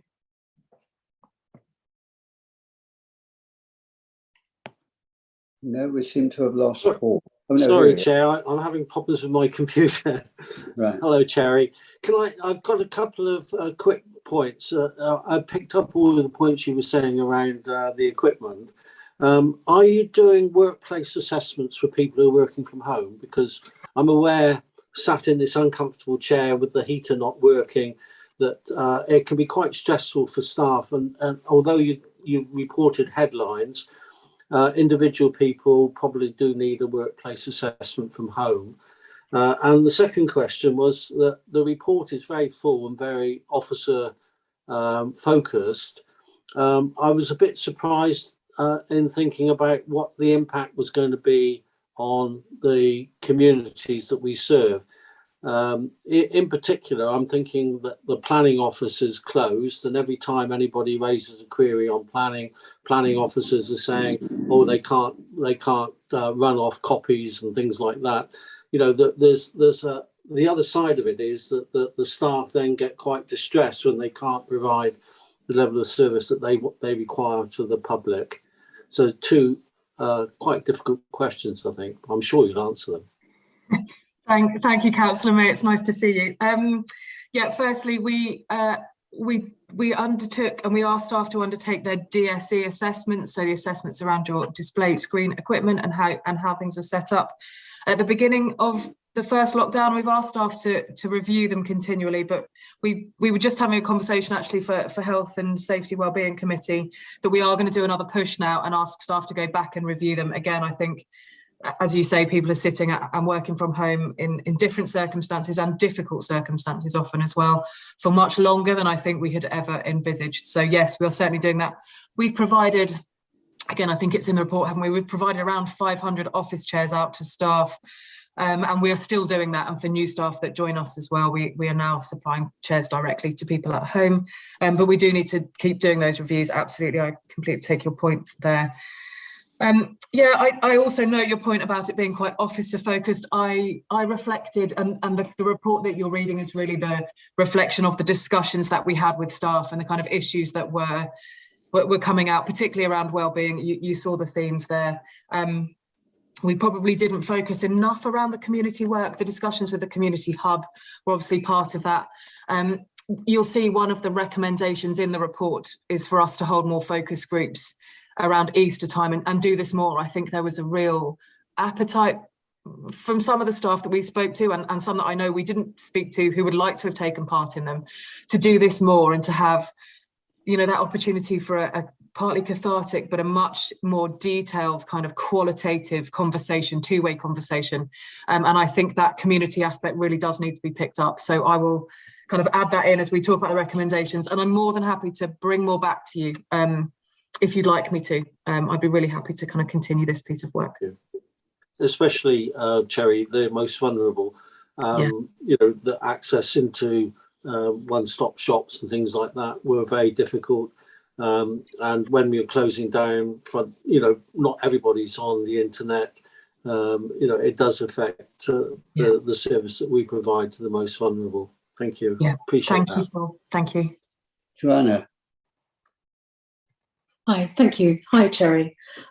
So in your report, you talk about saving of commuting costs, but as we know, a huge number of people are now faced with high energy costs at home. So I'm just thinking in terms of the wider picture of the climate emergency, which is part of the strategic vision of the council, how we see people being at home individually heating their homes to going into a workplace where they are community sort of based and working together and one place is being heated, if there's any analysis being done of this type of situation. Yeah, thank you, Councillor Wright. Again, it's nice to see you as well today. Yeah, we are doing some work around this analysis. I think it's come up through the corporate PDS route. I think Councillor Hodge has raised a number of questions previously, but that are being picked up in the March corporate scrutiny panel. So I know we're doing quite a bit of work for them, because it's quite, this is quite complicated, isn't it? We know the building, but obviously individual circumstances are quite different potentially.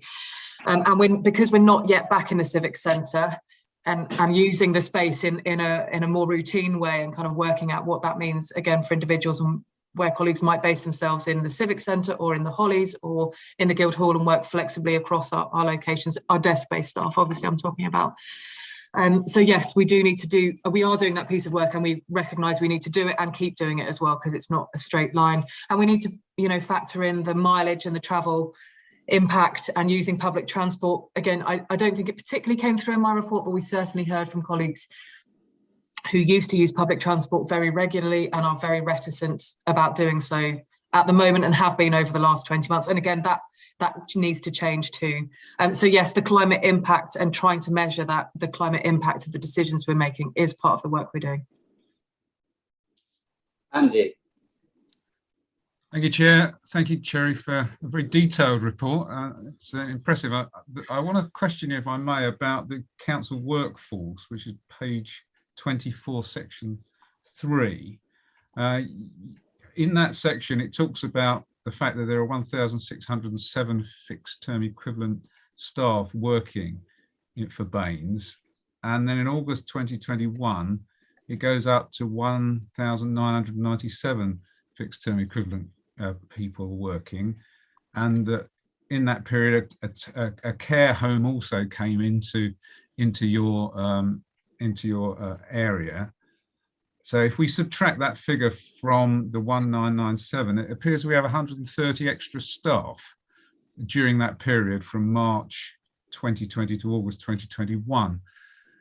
So I have two questions from that. The first question is, that should be something perhaps to celebrate, because I understand it's quite difficult to get older staff in this area. And secondly, does that mean that we're offering extra services or better services, or is it other factors like COVID absence? I'm just interested to know why it's gone up in that way. Yeah, so the main bulk of that will be the transfer in of the 3 care homes, and we cheaply transferred the staff across. So that was those staff coming to join us. And I have only focused on the full-time equivalents, and the substantive posts rather than not. You'll see that the section later in the report around turnover as well. I included that under the workforce section in terms of findings. Our turnover actually has been relatively constant. So we haven't had kind of huge fluctuations in it. It hasn't been great. We still have had staff turnover, but it hasn't been disproportionate. I think it's fair to say. So I would, Andy, to answer your question directly, I think it was the transferring of the care homes led to that significant increase in staff. But we have other things. You know, if it's an election year, we take more, staff onto work in the so that there are quite a lot of fluctuations that happen throughout the year in terms of our flexible workforce as well. Okay, I thought I'd taken the care home into account because you did mention that. But so you're just saying it's essentially fluctuation because it's an 8% rise. That's quite significant. Yeah. Okay, thank you. Okay, Kevin, did you? Yes, please. Yeah. Morning, afternoon, Cherry, but morning still. Wish to speak? You mentioned under recommendation 3, sort of more focus groups as part of the way for colleagues to process what's happened. It seems from some sources that the whole thing about COVID has been really a period of trauma, and it's whether and how the council has sort of consulted with mental health specialists to decide whether that was a recommendation that could be or should be expanded a bit in a more systematic way. And then a couple of the bits was you mentioned already about home working and flexibilities. And on page 30, you mentioned that flexibility, or talks about flexibility it provides, but there didn't appear to be any mention of flexible home working in the recommendations and what the reason was behind that. And lastly, you mentioned about the hidden poverty the pandemic has exposed. Does the council feel that that's being addressed in a suitable way? Thank you, Kevin. I'll take each of your questions in turn. So we have done some work, some targeted work with our employee assistance programme provider who are called Health Assured to provide specific support for groups of staff around trauma and helping them process their experiences, particularly at the early parts of the pandemic, I think. Having said that, we haven't done much more than that, and we have I've been consulting with colleagues in fact, in Suzanne's team, in adult, in our mental health teams, to look at a piece of work that, again, I think you're alluding to, that we know other colleagues are further ahead than us that have started about becoming a trauma-informed organisation and having those systems and processes and systematic ways of working in place. So again, colleagues from public health are supporting us with that. So I haven't got a huge amount to tell you at the moment. Literally, we've kind of started some early discussions and we're hoping to get a presentation from those colleagues to try and understand it better. So yes, thank you. On reflection, I wish I put it in as a recommendation, but we can add it in terms of the work that we're doing, and we'll continue to do that.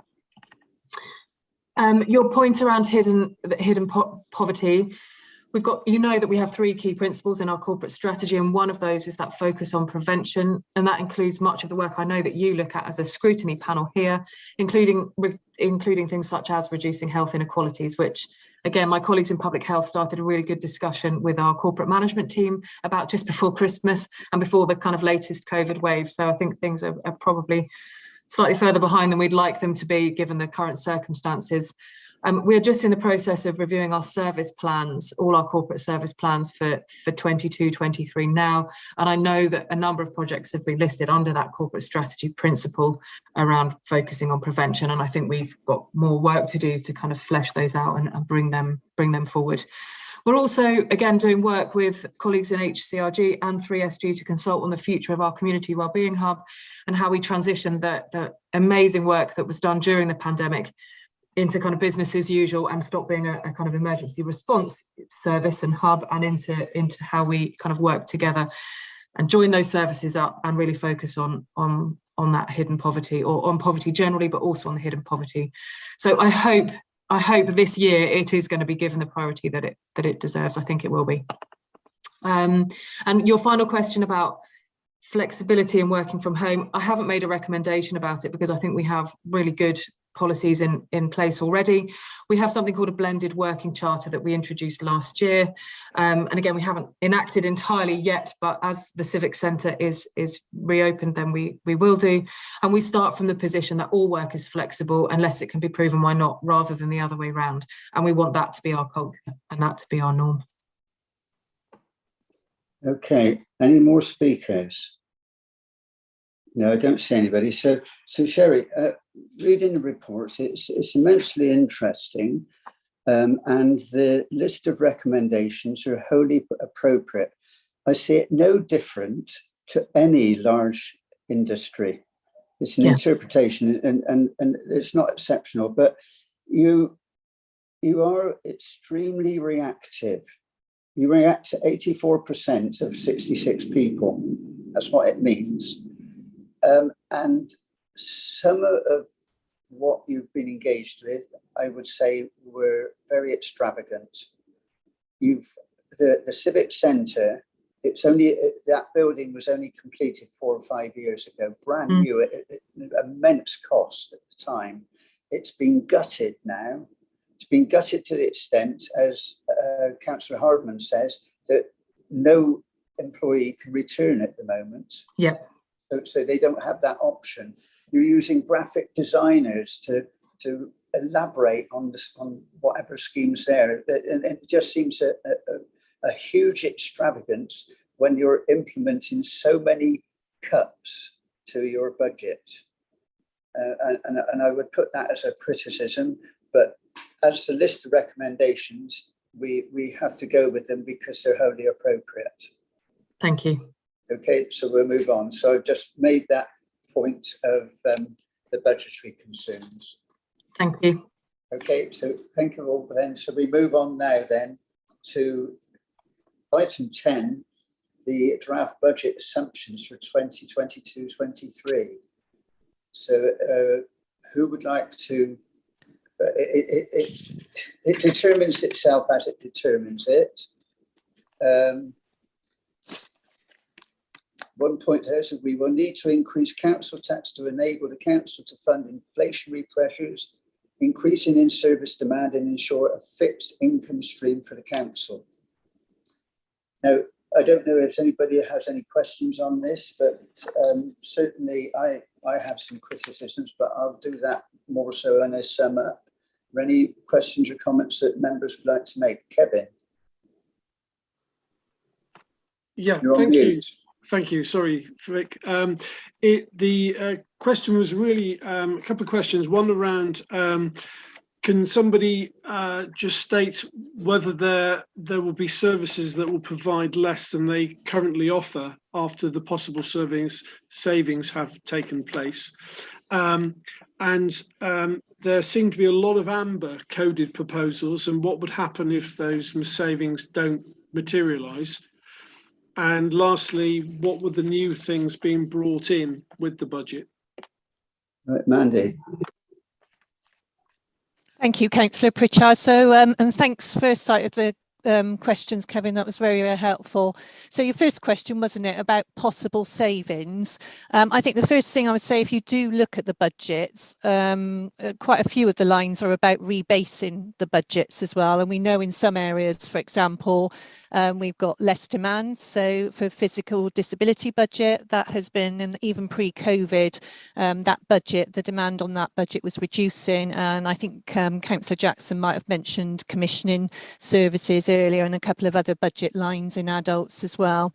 The rebasing, though, is also positive if you look at Appendix 2, which also talks about growth areas as well. So particularly around children's services, you know, there's quite a lot of money that has gone in to accommodate a legacy of demand issues and also to address some of the changes we've had to make as a result of COVID, and particularly around complexity of children's placements as well. So you will see there's growth areas in around home to school transport, educational psychology, which we've had a lot of growth during COVID of demand for services as well, some of the adult specialist services and some of the childcare packages. So I think Councillor Bourne summed it up nicely earlier when she was talking about adults, but it applies to both adults and children services. You know, we've looked at best practice elsewhere. Some of the way we will be delivering things will be different, but it is about bringing us in line with other areas, and at the heart of it is about giving better outcomes for individuals. And she gave the example of doing more community-based preventative service for adults,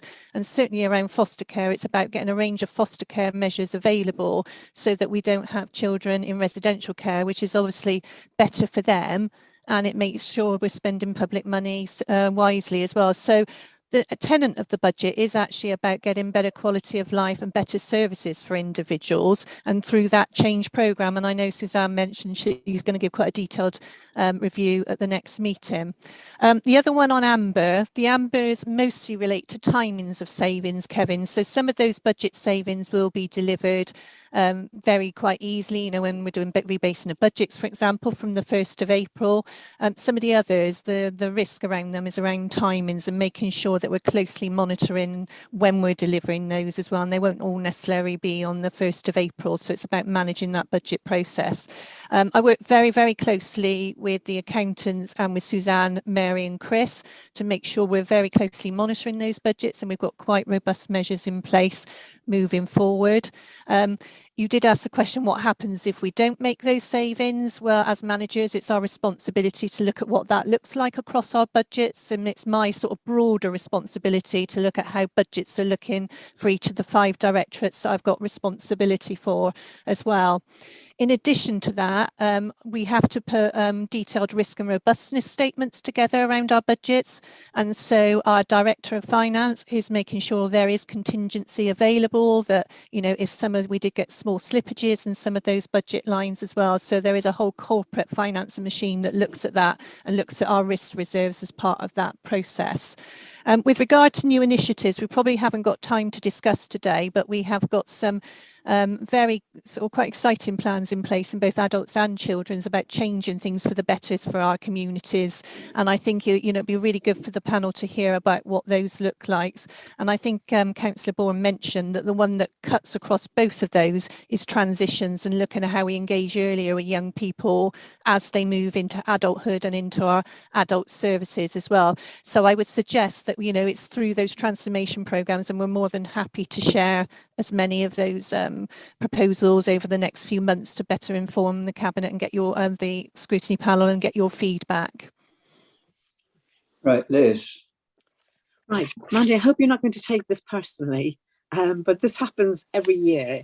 And I think I've sent you my questions so you can see what I might be saying, that sometimes it's hard to comment when we have words like transformation and deficiencies without a lot of detail.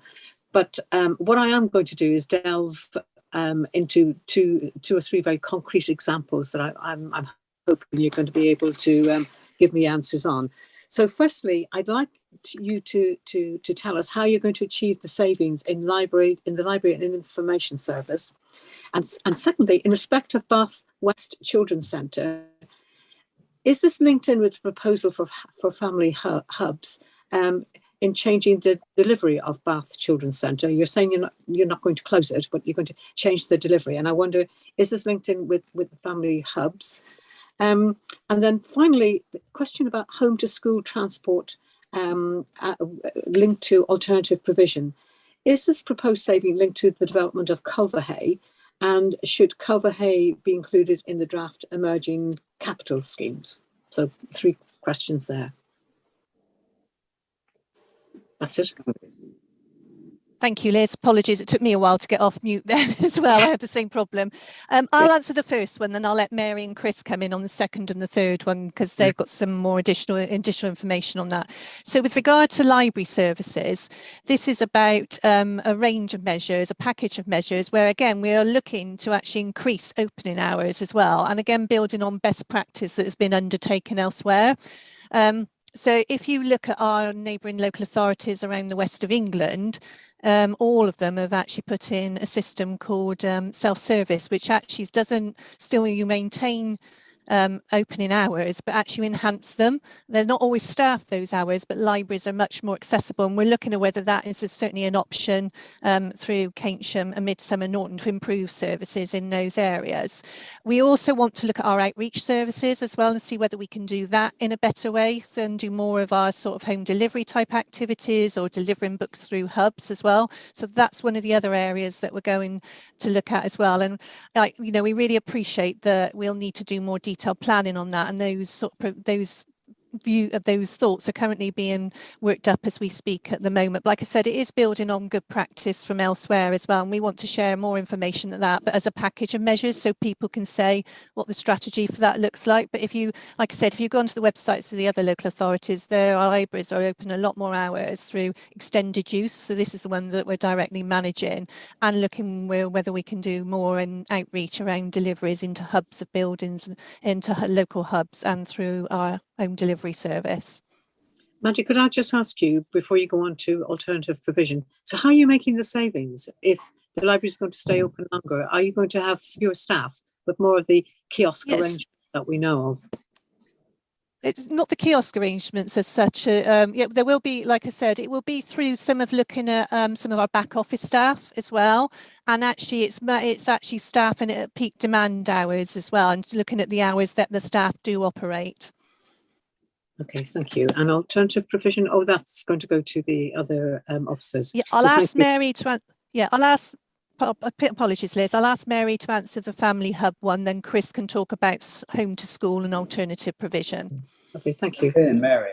Yeah, thank you, Mandy. I'll answer the two. I'll also cover the Bath West as well. So in terms, if I do the Bath West first, so in terms of the reduction that was put forward, that was a reduction in the current contract value for 22-23. And that was undertaken in terms of a review of spend with the provider. And it was agreed that those savings could be achieved for that final year with no impact on services. And just to reiterate, that's in no way related to the discussion around the family hubs. So that was the decision around the one-off saving in terms of Bath West Children's Centre.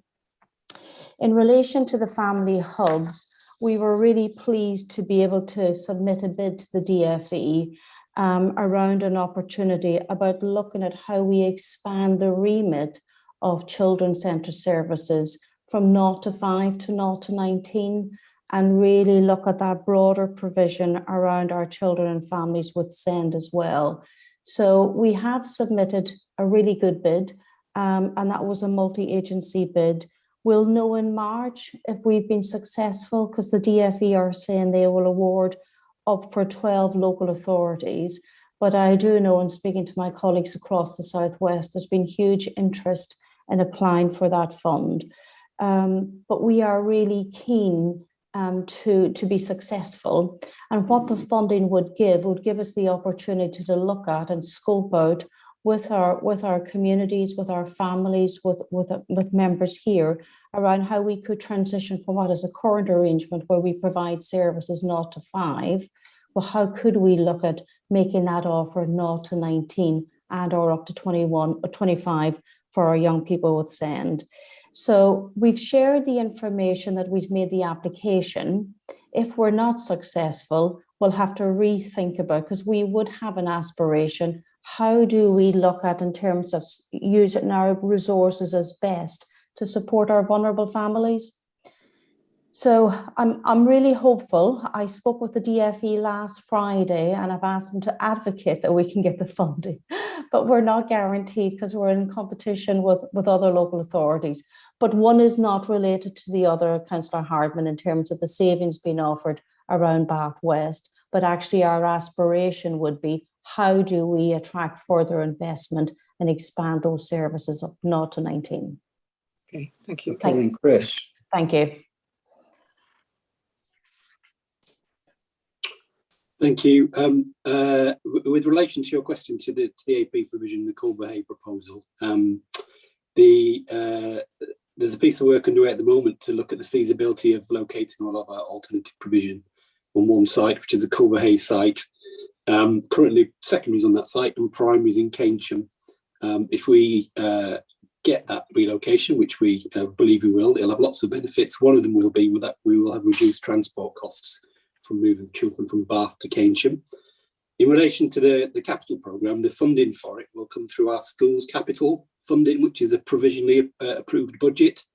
And then what we will do is, once we've got the feasibility study, we'll develop a PID to draw down the money from that budget. So that's why it's not specifically spelled out in that, but it's already provisionally approved in the overall pot for schools capital funding. Okay, thank you. Thanks. Okay then, so Paul. Chair, thank you. Mandy, can I just raise a couple of general points with you first? You said, in line with other areas, the quality of our children's services and adult services, and sometimes in SEND terms, Ofsted and CQC, we are actually performing better than other local authorities. And are you actually saying we're going to bring down the level of services we're providing? Because I think that would worry me, because I do care about those services. And the second one was that we've had a long discussion, and I think you've been present with us all morning, about the new health and care company. Have you put any contingency in the budgets for when they come back and say the contract is not workable? So a couple of questions there. I'm not surprised you raised the quality one, Councillor May, because we've had that discussion previously, haven't we? Absolutely not. When I said about in line with other local authorities and good practice, is about learning from other local authorities and good practice, particularly around quality of care, actually. And some of the measures that the directors are working on is very much about maintaining that quality of care, to reassure you as well. I think Councillor Bourne answered quite a lot of questions around HCRG and the work that was going on, and obviously until we have done that work, you know, as she said, we are open at the moment. We will wait for the outcomes of that work to see as we move forward. At the moment, the budget provision is as per existing, the arrangements that are currently in place. If I could, Councillor Pritchard, there was one extra point I did want to make to Councillor Hardman about the libraries and the staffing one. We have a small number of vacancies in there as well, Councillor Hardman. So obviously we have vacancies as well, which we do hold pending this review. Okay, thank you. Okay, are there any more questions? Andy? Yeah, I just want to investigate a couple of your amber areas, Mandy, if I may. They're to do with the increasing of foster care and the reuniting of children and young people with their families. Now, both these things seem very laudable and should be done for fairly obvious reasons. So my question is in two parts, and that is, why have we not done it before if it's such a good thing to do, and it seems to me that it is? And secondly, is this saving going to be achieved? So we have made a start on that, Councillor Waite, to answer your question. So we have started that, and Mary and the team have been doing some fantastic work about recruiting foster carers. And, you know, we've had a success recently, I understand, as well, around foster carer who can take siblings as well, and family groups. So that work has already started in relation to that as well.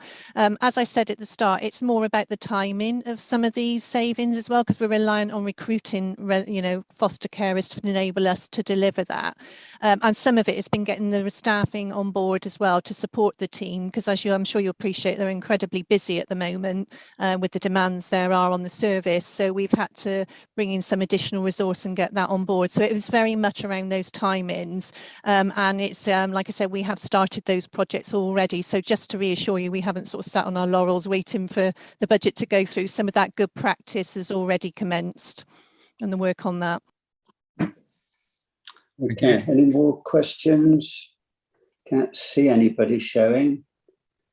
So if I can just give an overview then, and I'll refer to the temporary use of reserves of 5.2 million, proposing to pay back 7 million into reserves from the revenue budget in future years. So this is going to make pressure in future years if you've got to pay the enormous sums back. So Excuse me, I've lost power a moment.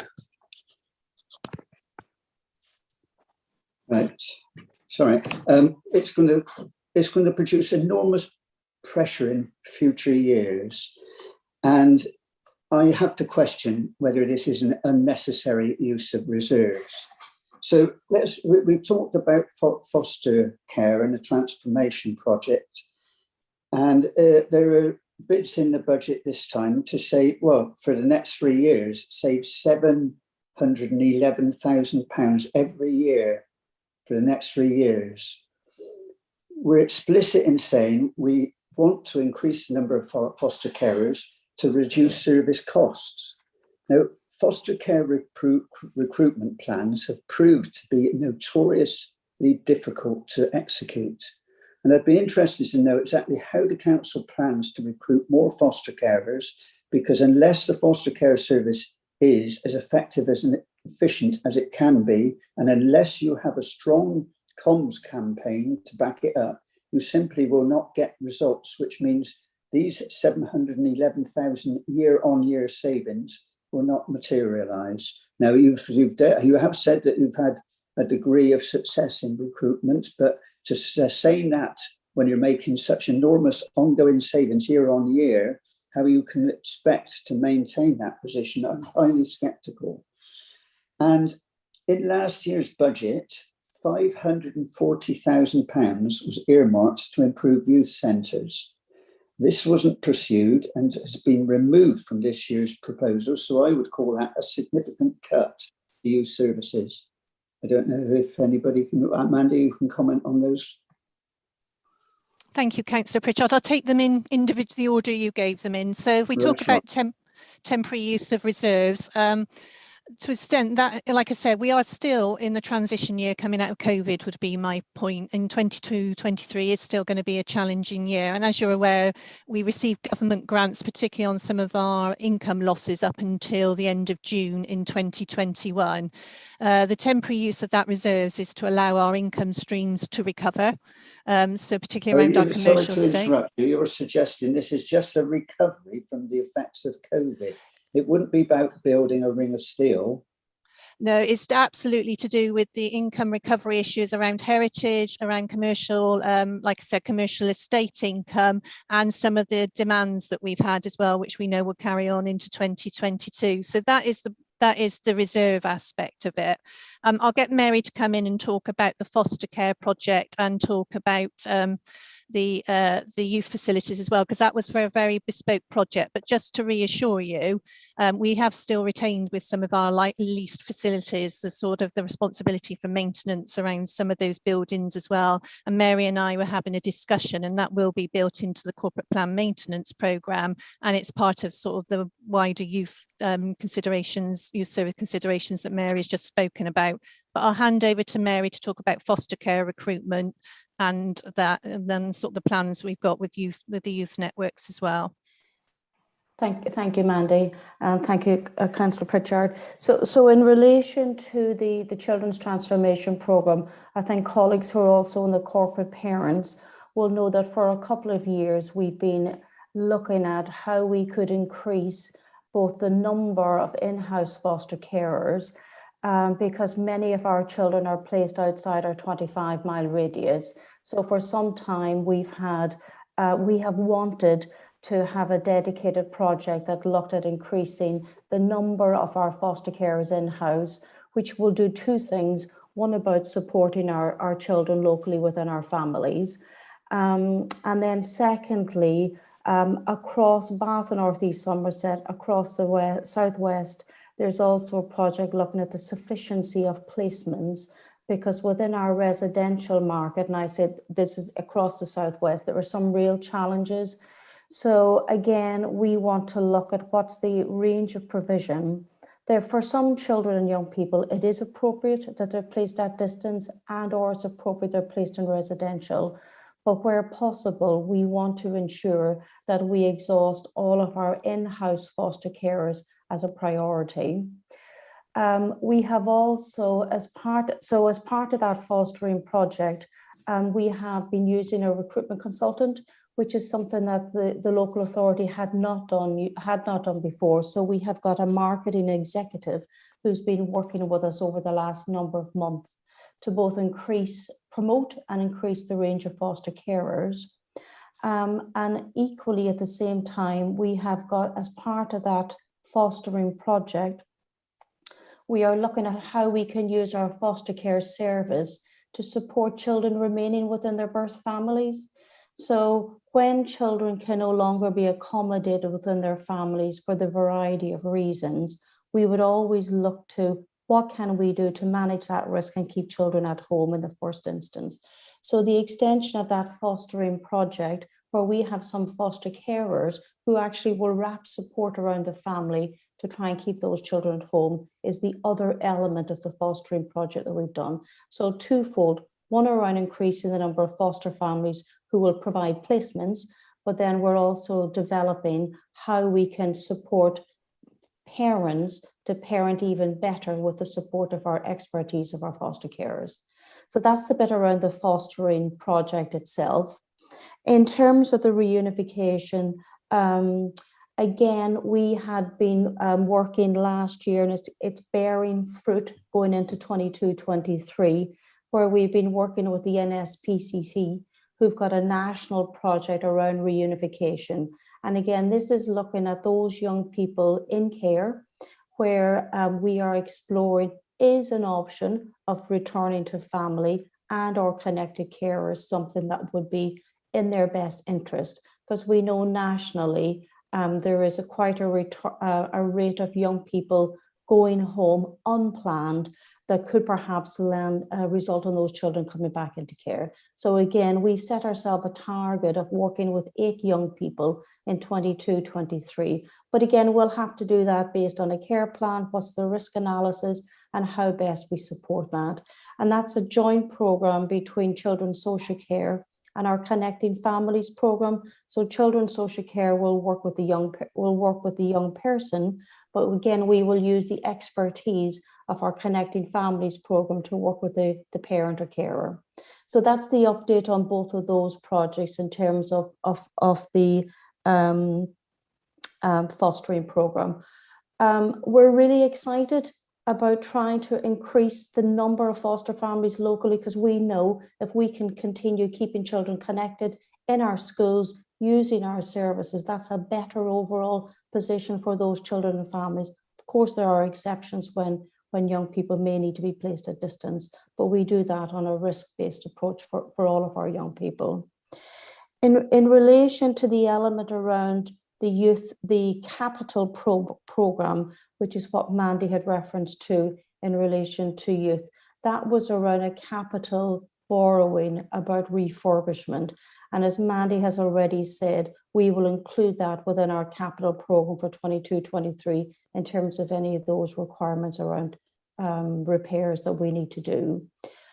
We will continue to look at opportunities about attracting additional funding in terms of supporting our young people. And more recently, we've used some of the additional funding that's come through from the Violence Reduction and the Office of OPCC, where we've some funding has gone to Youth Connect Southwest, who deliver most of our youth services. Thank you. You've provided me with a very eloquent and in some parts emotive explanation to my queries. The foster care out of areas continues to be extremely sensitive, and I can't help feel that your enthusiasm is there, but you've been pressurised into implementing £711,000 reduction in costs for 3 years ongoing. That's been imposed on you. I don't expect you to answer that. We have been presented with this budget for our consideration, and the panel's asked to note the content of it, and I think we can do a little more. We've vented our frustration in certain instances, and I think we have to, it is what it is. And it'll be up to panel members to challenge things as it progresses through the council system if they feel and see fit. So I'm going to take us on now to item 11, Shaping Healthier Future Programme, and this is an update. And if I can invite Simon Cook and Jeff Underwood to present the report to the panel, please. Morning, everybody. My name's Jeff Underwood, and I've presented to the panel before. Back in summer last year, I attended a meeting in Bath. I think that was the last time that I met you all. And I'm here with Simon. Simon, do you want to just say hello briefly while I get the slides ready? Certainly. Good afternoon, everyone. Yes, I was with you back in October last as Simon Cook, Programme Director of the Shaping Healthier Future Programme at the RUH Bath. Thanks, Simon. So we've got a few slides which I think have been distributed along with our report. I'll talk through this very briefly, and then we could just go to the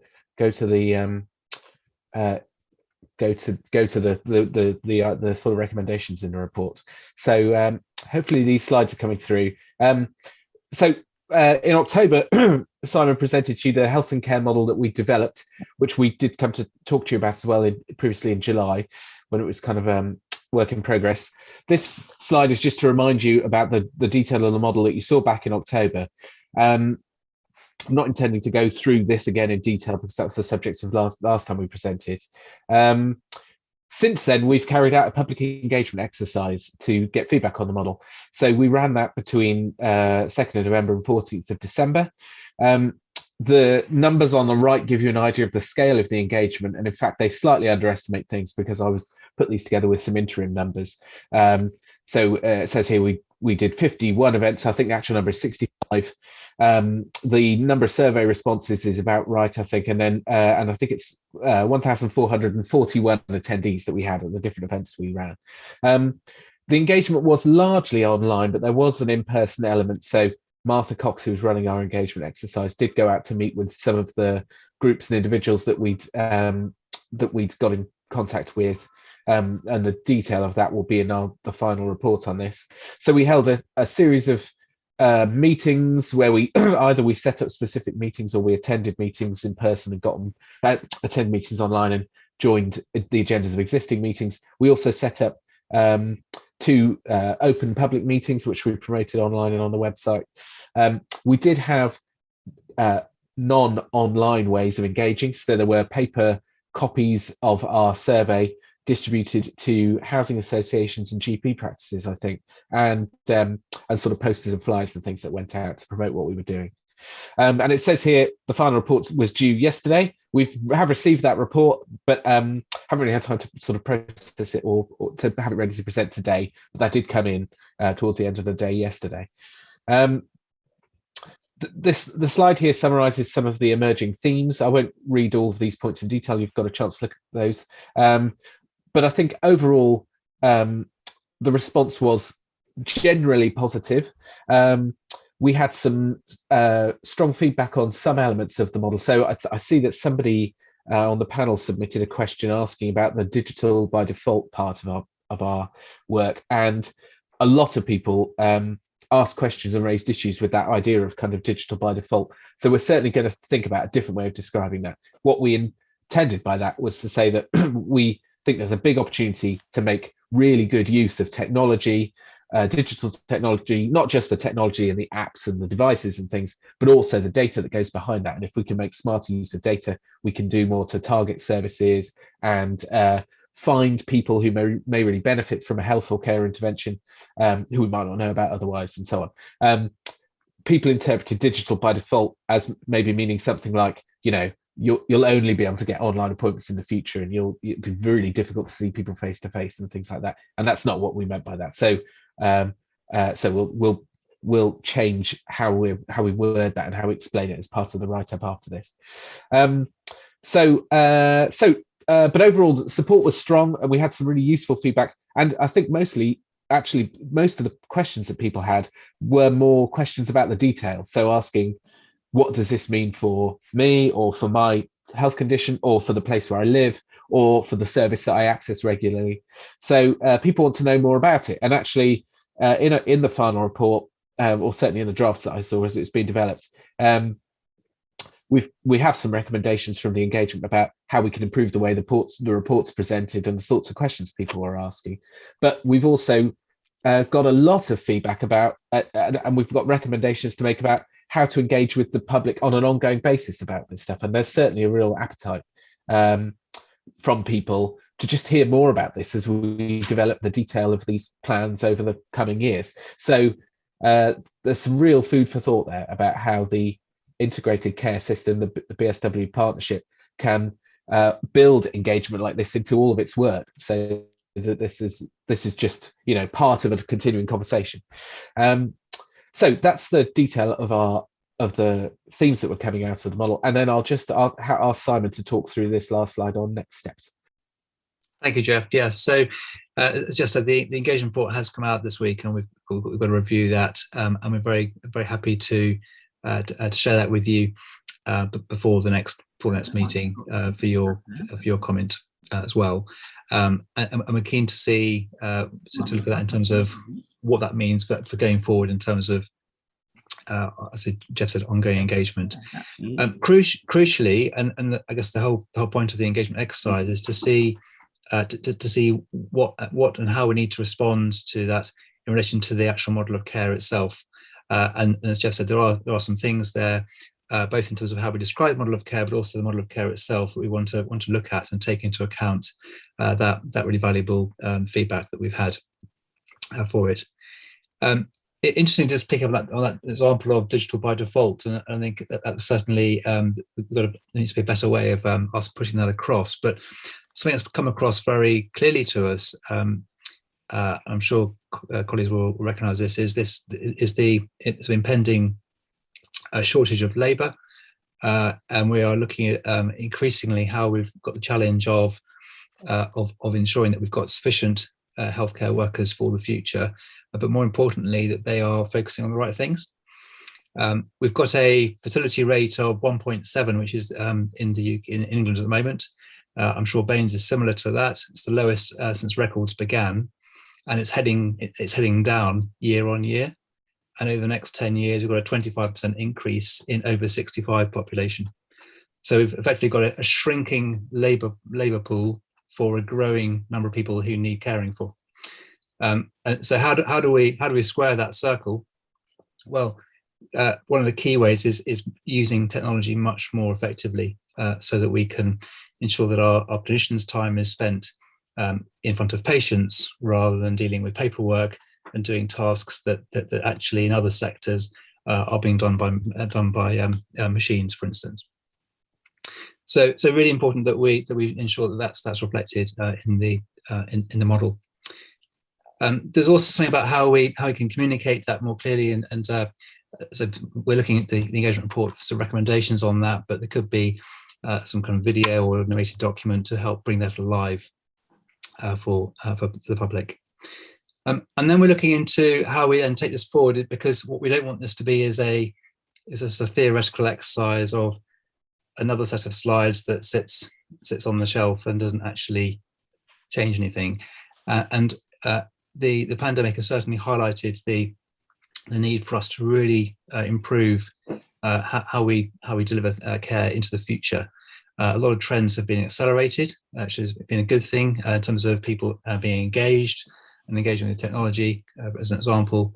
But we want to really move that forward. And so we're into this looking ahead in the planning round for what that means for this year ahead, 22-23, and also getting the BSW partnership exec to confirm that model of care in February. And we'd be very keen to come back to this panel in March and talk about in more detail in terms of the engagement we suggest going forward to develop the model of care in more detail, because this is it's been a BSW model of care we're defining here, which is clearly quite strategic, and that needs to be developed into greater detail into the respective localities, including Baines, and we would expect and want sort of more engagement with the public as that takes place. So we're looking to come back in March to discuss how that happens. The other thing we're very conscious of is from the RUH's point of view, as you're aware, the RUH is in this process of putting this business case together for new infrastructure, which would support this model of care. And as part of that process, bring that business case forward, we need to confirm that further formal public consultation wouldn't be needed before that business case is submitted, and that's something that we would seek the panel's view on in March. Chair, I'll conclude there. Happy to take any questions, of course. Okay, thank you. Can we get the panel members up so we can see who's going to speak? Here we go. Right. Anybody wishing to speak? Kevin? Hello, yes, thank you. Just a couple of points, really. I think the bit about or my comment on the digital by default bit was the bit that we keep hearing, really, and reminding ourselves was if the mental health issues associated with not being able to interact with human beings, and the difficulties people have then of overcoming the approaches or access to various services when they can't speak to somebody who may be able to understand or ask questions of them. And I hear what you're saying about the other bits around that, and obviously you have to rely on a lot of digital things to make that happen in the background, but just that was the point, really. And the second question really was around the difference between the current public engagement process you're doing and a formal public consultation. Could you sort of say what the advantages or disadvantages of both, or why you're asking us to make the choice, please? Is that Simon or Jeff? Yeah, I'm happy to respond to that. I mean, Jeff might have covered the digital one first, and Jeff may want to come in on this as well. I think the digital bit is actually about adding options principally to people as to how they access care. I came in early on the call, and I might have misheard, but I think someone said that there was 30% of the public couldn't access the internet, I think. I mean, the Office of National Statistics 2 years ago said that 96% of households have internet access. And that's the Office of National Statistics. Yes, well, that doesn't make confidence. Now, maybe Baines is different. That's a national picture. That was 2 years ago. So 96% of households have that, and 80% of households with a 65 years or older have that access. That was 2 years ago. So I can't speak for Baines because I haven't got the statistics for Baines, but that's the national picture. But that doesn't mean it's necessarily desirable to engage digitally. It means it's possible. And certainly for what we're keen to do is to give that option to patients for that. But it's for many occasions the best medium is, of course, face-to-face. You get much more information around it. So it's having both, and it's having the choice within that. So I think that's really really important to have both. Kevin, sorry, Jeff, do you want to come in on anything else on the digital bit from the engagement? No, I mean, I agree with everything you've said, Simon, and it's very much about increasing options and ways for people to connect.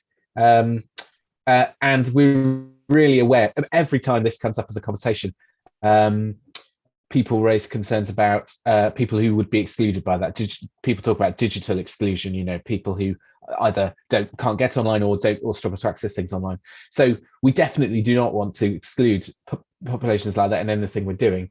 I think it's also fair to say there's a big chunk of the population that really like engaging with stuff online. So for example, as a busy professional with 2 children who are at primary school, I had an online appointment to talk about my slightly dodgy shoulder, where I did a video consultation with a physiotherapist when we were locked down with the kids home from school, and I didn't even have to leave the house. It was brilliant. So if the people who are super keen and want to use those options can use them, that frees up space in the clinics and the places where people might go for a face-to-face appointment for people who'd like to access services in that way. So I think what we need to do is just reframe this and make sure we're clear. This isn't about excluding anybody. This is about giving people more options. And it isn't just about things like video consultations. It's about all the stuff that happens in the background with joining up data and all of that, so that we can be much more intelligent about the way we plan and set up services so that it's all better for people.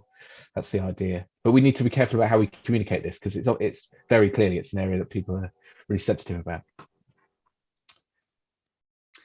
Thanks, Jeff. Jeff, if I just cover the question on the consultation. Yeah. Yeah. So the difference being that a formal public consultation would need to be 12 weeks minimum in length. Typically, those are for sort of major or also a very significant service change where it's seen to be potentially disadvantaging, a risk of disadvantaging parts of the population. So, for example, if we're talking, big if we're not, but if we're looking at closing a service at the RUH, say maternity or accident emergency or something really major, that kind of scenario, if that was ever proposed, then that would absolutely require a formal consultation, because it's a major service change, which is so withdrawing a service. And you need to be explaining what the arguments were for that. To be absolutely categoric on that, that's absolutely not what's happening. And as you know, the RUH is actually looking to invest more in maternity at the RUH with the alongside midwifery unit, and we're looking to invest millions in improved accident emergency, integrated emergency care front door at the RUH. So we're doing quite the opposite of those things. So that's what a formal public consultation would be typically reserved for. The engagement that's taken place here has been a 6-week period of engagement, and we've got a lot of really valuable insight and information for that. I think in terms of the pros and cons, so the advantage of doing a 12-week one is that you'd have opportunity to get more, potentially reach more people and get more detail. There is a thing of diminishing returns, so twice as long doesn't necessarily get you twice as much sort of insight, and the themes we have, I think, are certainly resonating with other things we're seeing. Interesting enough, Jeff and I were at the Wiltshire Health Select Committee last week, and we shared these findings, and the comment from the chair was, well, this chimes exactly with the issues that we're seeing coming to this panel. So there was a lot of confidence in what had been surfaced in that. So that's probably the advantage. The downside is obviously significant more cost in a time when we're trying to minimise cost, and the other I guess very significant disadvantage is that of delay.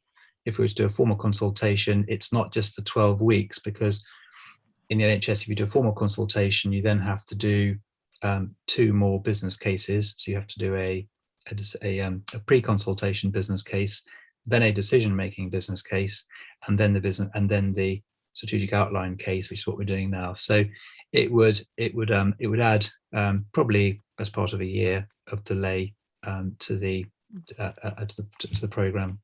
Okay, so you say that you need to do perhaps more consultation, but you were very apprehensive about that because of the cost implications. But then you turn around and then you say, yes, we want to get this as right as you can. Now, what's the driving force? Getting it as right and as proper as you can, or the cost implications of actually engaging with the public that we serve? Yeah, I don't think I use the words right as we can, but what we've done engagement now to test the model of care that's already been developed with the public, and we've tested it with what more widely with the public. Because don't forget, it isn't just 6 weeks we've done before Christmas. There's been months of engagement with the public to actually co-create the model of care in the first place. So we've taken that model of care that's been co-developed, and we've then shared it more widely with the public over a 6-week period to test that. I think in terms of what we would see as the next step would be developing the detail of that with the public through further engagement, because I think it's the detail of how this actually looks in practice. is going to be important. And there's been Well, that is all important, and that's certainly what, in my opinion, you need to do. You've got emerging themes here, and people they get resigned to it. They say there's a comment here. Who could argue with it?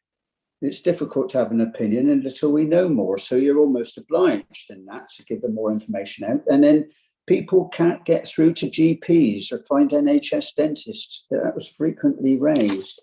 Now you say this concentration and you also challenge the fact that the statement's been made 30% of the population, and we're interested in the population of Bath and North East Somerset, 30% are void of any IT apparatus, and yet the emphasis is on doing that. And then you portray the picture, an idea of a professional young couple. One's got a shoulder pushed out of place, and you can do that. And how convenient! Don't even have to leave the house. Many patients that visit GPs are there for social interaction, human interaction. They go there, perhaps a lot of them, nothing wrong with them, but they go there because it gives them purpose in actually meeting somebody. It's mental health issues that we have to adhere to. So when I look at this, the emerging themes, basically I summed it up, more of the same under a changed heading. That's what I said. There's nothing absolutely to stimulate real enthusiasm over this. It's trying to get public engagement to say, oh, we've been out and we've done this, and nobody said anything horrible to us, so I think we're okay. It's self-congratulatory consultation. We've got an administration, in my opinion, that's very adept at doing it at the moment on every scheme they do. Don't fall into that trap, please, because you'll get no congratulation whatsoever.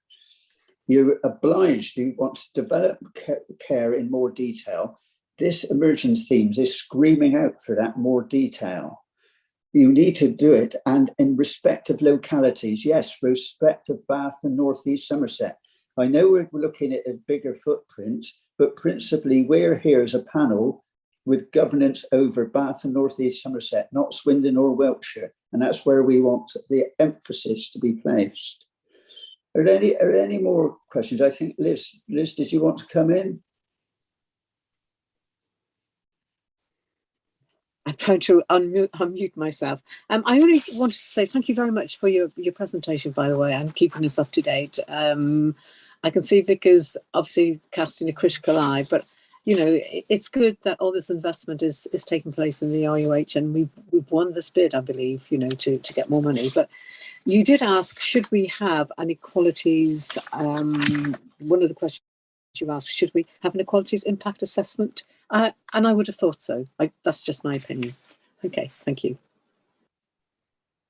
Any more speakers? Any more speakers? Now, look, I'm giving you a critical eye like this, and I'm being a bit bombastic, but I want this to happen. But I want it to happen as right and as proper as it can be, so that it is of real benefit.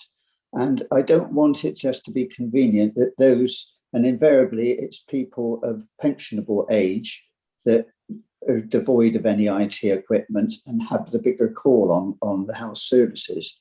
So they can't be left behind. And the generation coming forward, it probably will be all IT based. So, you know, I don't know. We won't.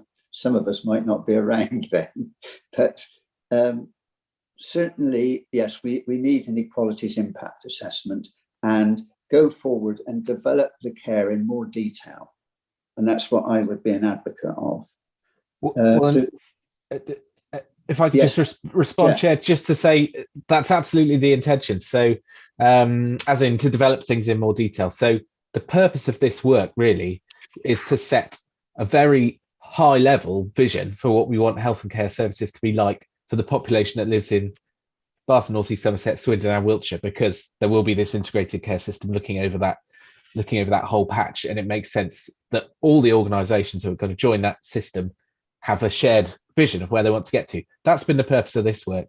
So by its nature, it's high level and it doesn't have the detail because that's not what it's supposed to be. It's supposed to be the kind of the vision bit. So yes, we're absolutely the next step of this is to now start joining up all the plans and the various strategies and bits of work that are happening for the integrated care system and knit them all together. And so we can have, and as those get to the stage where they've got detailed proposals about particular services, absolutely there should be more engagement.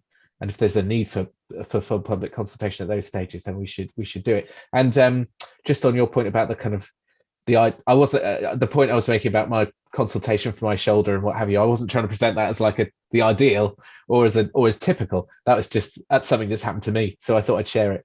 And it kept me out of the way for other people to get to the GP practice and be there in person and not have to mix around with me and catch my bugs. And as you can hear today, I've got a bit of a stinking cold. So I was just trying to illustrate pros and cons with the digital. Yeah, it's difficult if you actually give an example, because you leave yourself open to criticism if it doesn't meet with others on what you present. But the emerging findings, I think, are giving you apt direction in how you're going forward with this. And certainly in March, we'd like you to come back with what guidance you have going forward as you continue with the consultations. So thank you both very much. And we might seek some advice on how to do the Equalities impact assessment properly, whether there's a process or a template for that. But I'm sure we can pick that up outside the authority can give you that advice, and we only too keen to help. So thank you both very much. Chair, could I just make a point, Chair, before I do? Yes. Oh, yes, I know, you're over there. Yeah, okay, right. You've moved position on the screen. Yeah. Well, firstly, I must say, I mean, Jeff and I haven't set out to be self-congratulatory, so I'm sorry if that's where it's come across. That was too abrasive a term by me, but I've seen it done elsewhere, and I don't want you to fall into that trap. Yeah, no, okay, well, but we don't even create that perception. It's certainly not a reality from our point of view. But what we're trying to do is to move the model of care forward and attract the investment into Baines, and we're presenting to you the way to do that. Yeah. And what we don't want to do is to inadvertently, I suppose, talk ourselves out of that opportunity. What we're presenting is inevitably, for some, we're going to need more detail. We want more detail at the locality, and even then, we're going to want more detail service by service, and that's going to take a lot more time. We're trying to present here the strategic model of care that underpins a strategic outline business case for the investment at the RUH.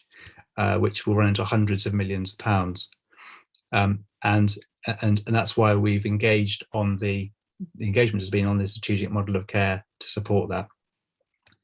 There's always going to be more information we're going to want as it comes into more detail, but that will take. With the next stage after this is an outline business case where there'll be more detail, and then a full business case where there'll be the final amount of detail. So I think if you're saying that you couldn't say yes, we can proceed until your appetite for detail is satisfied, then I can assure you that the investment will never happen, because we'll never get to that point. So it's a strategic outline case at this stage, is what I was saying. Yeah. But we look forward to coming back in March and presenting more detail about how we propose to do that further engagement with the public as we develop that model of care in Baines. Well, be assured, I and we desperately want you to succeed in this, because it's bringing investment into the local authority and to the RUH, and we all depend heavily on that. So we're just being a little bit curt that you don't dress it, that it's all technologically based, and that's going to be that solely, just that you don't be seen as leaving some people behind inadvertently. That's all the comment is. Yeah. So go forward with that. So thank you both very much. Thank you. Attending. We look forward to seeing you in March. Yeah. So I'm going to move us on now to item 12, and that's the music service. If I can invite Chris Wilford to present the report to the panel, please. Chris. Thank you, Pritchard. Good afternoon, everybody. I'm slightly conscious of time, so I'll just do an overview of the paper, but assume that everyone's right. I'd like to introduce my colleague, Simon Locke from North Somerset. Do you want to say hello, Simon? Hello, afternoon, everybody. Thank you. Hi, Simon. Simon's the co-author of this paper with me, and Simon is the lead for the South Gloss North Somerset hub, and has been supporting the Baines hub over the last 12 months, I think. 9 months now, since March 21, yes. 9 months now. So just as a brief overview, the paper acts as an update to the last paper that we brought here around the music service. As you know, there's been some difficulties with the service, which we've been looking to resolve, and I'm pleased to say that with Simon's support and previously support from the lead from Wiltshire, we feel the service is in a much better place. So the paper's there to act as some reassurance around that. The paper also acts as a proposal to secure the future of the service, and this proposal comes forward in the background of some significant changes at the delivery of music education services that are being proposed by the DFE. Within the content of the paper, the detail is there of that, but essentially in a nutshell, the DFE is looking to increase the size of music service footprints in order to deliver what it would seem better value for money from larger economies of scale, and reducing the number of music hubs. So our proposal is one based in a reaction to that, to deliver a model which we think secures the delivery of the service from 3 local authorities who want to continue to deliver the service. There will always be a music service in Baines, but the DFE isn't proposing to withdraw the funding from local areas, it's just wanted to change the model of delivery. So what we've tried to do is put together a proposal which meets all the requirements to think of what we need in Baines, and also just to provide you with as much information as we can for you to be able to properly scrutinise what we think is the best direction forward for the music service. But also the paper is there to reassure you that we'll also carry out further consultation, most importantly with stakeholders and users of the service as well going forward. Simon, is there anything you wanted to quickly add as a précis to that before we invite questions? The only thing I would add is certainly to reassure colleagues, as Chris has said, that it's the DFE's intention is not to change the funding for Baines. It's very much a national formula. It is looking at how we broaden our vision. We expect to be given a remit for 0 to 25s, whereas we're currently 5 to 18. I pause for Councillor Romero.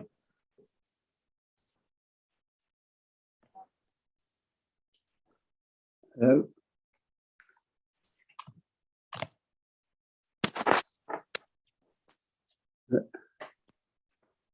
I've lost contact for a moment. Councillor Pritchard, Councillor Romero wanted to come in with a quick question there. Oh, right.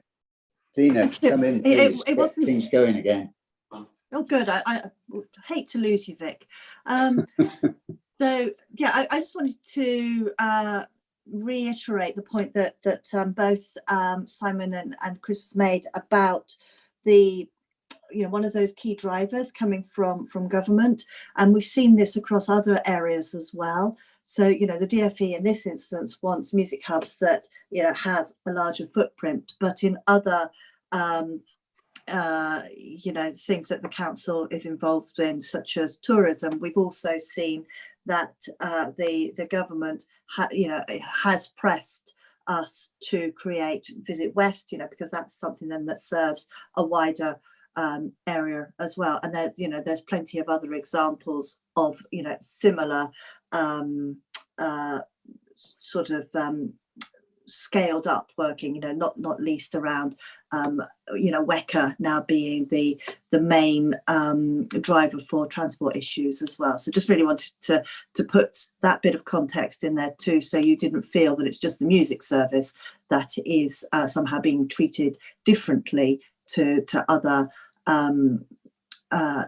things. Okay. Joanna.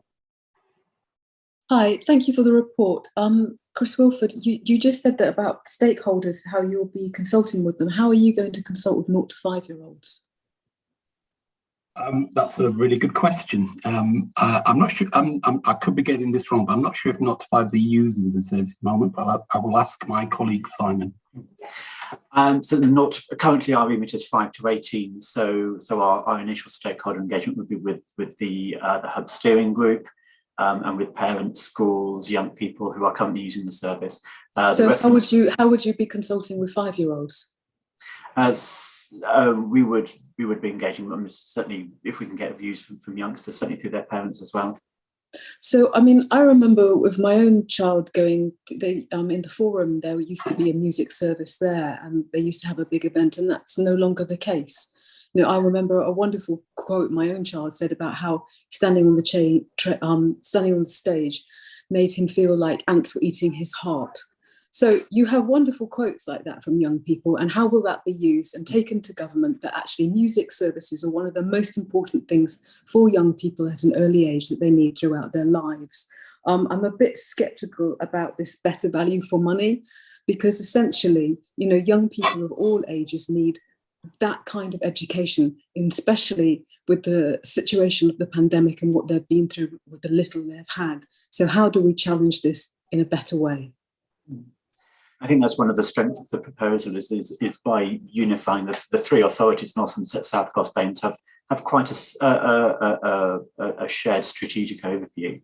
And by combining and therefore reducing our back office costs, that means we can simply just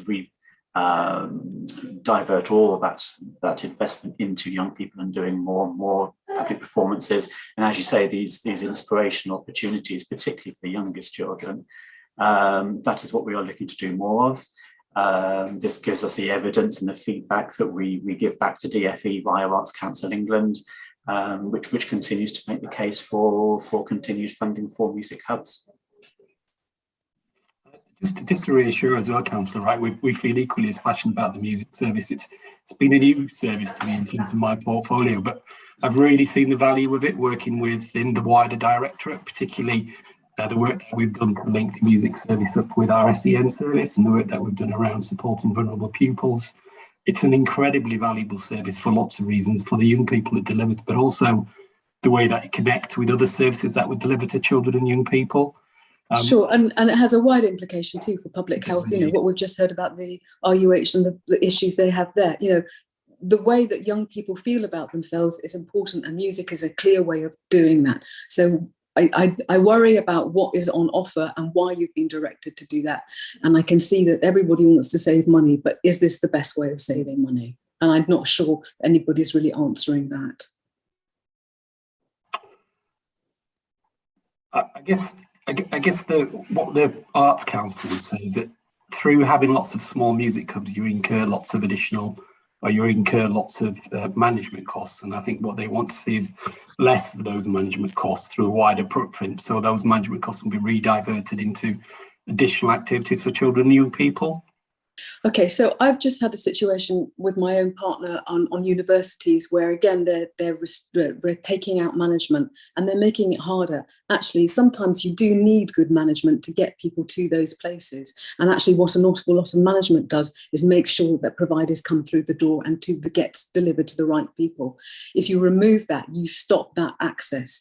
And actually, it's the privileged few that will then have the access to music, and the poorer parts of our society won't get that access. That's my concern about this movement away and of management and making a bigger situation provider. That's your problem.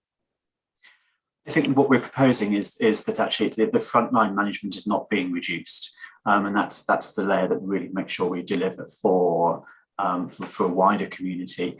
A lot of the duplication is around the leadership and the senior management, where creating a vision once, creating the strategies once, that sort of management work doesn't need to be done 3 times, because we are essentially all aligned to the same outcomes, which is a broader offer for young people.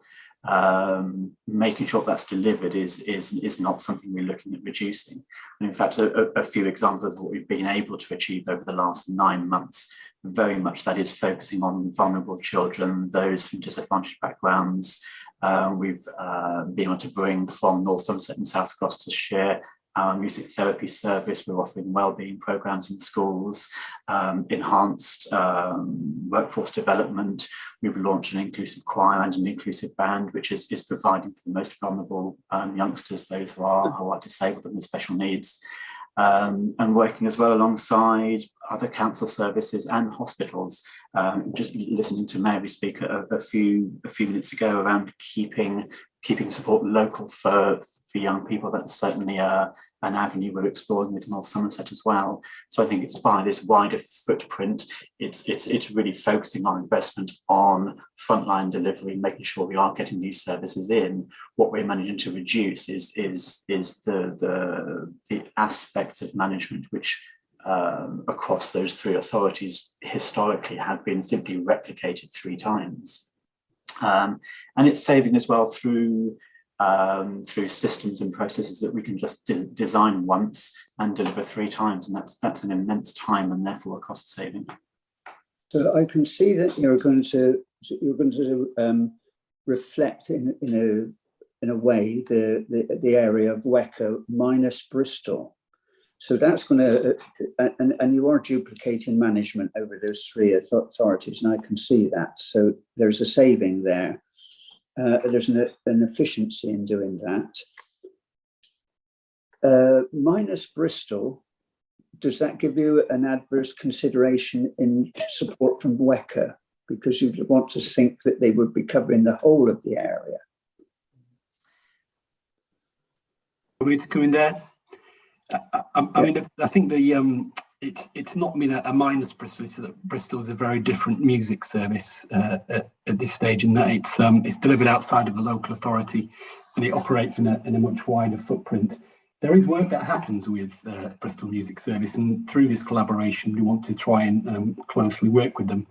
But at this stage, simply because of the nature of them as an organisation, it would be a very different model if they're involved in this stage, but there needs to be additional consultation with them going forward. We don't also know when there is if and when there is a competitive process around the Arts Council grant to deliver the service, whether larger music services like Bristol might be interested in bidding to deliver services in Baines. So there is that element to it as well. But it's certainly something that we need to consider about how we work together. But the actual nature of them as an organisation is quite different to the 3 local authority services they delivered at the moment. Simon, did you want to just give an example of any of the work that we do in Bristol at the moment?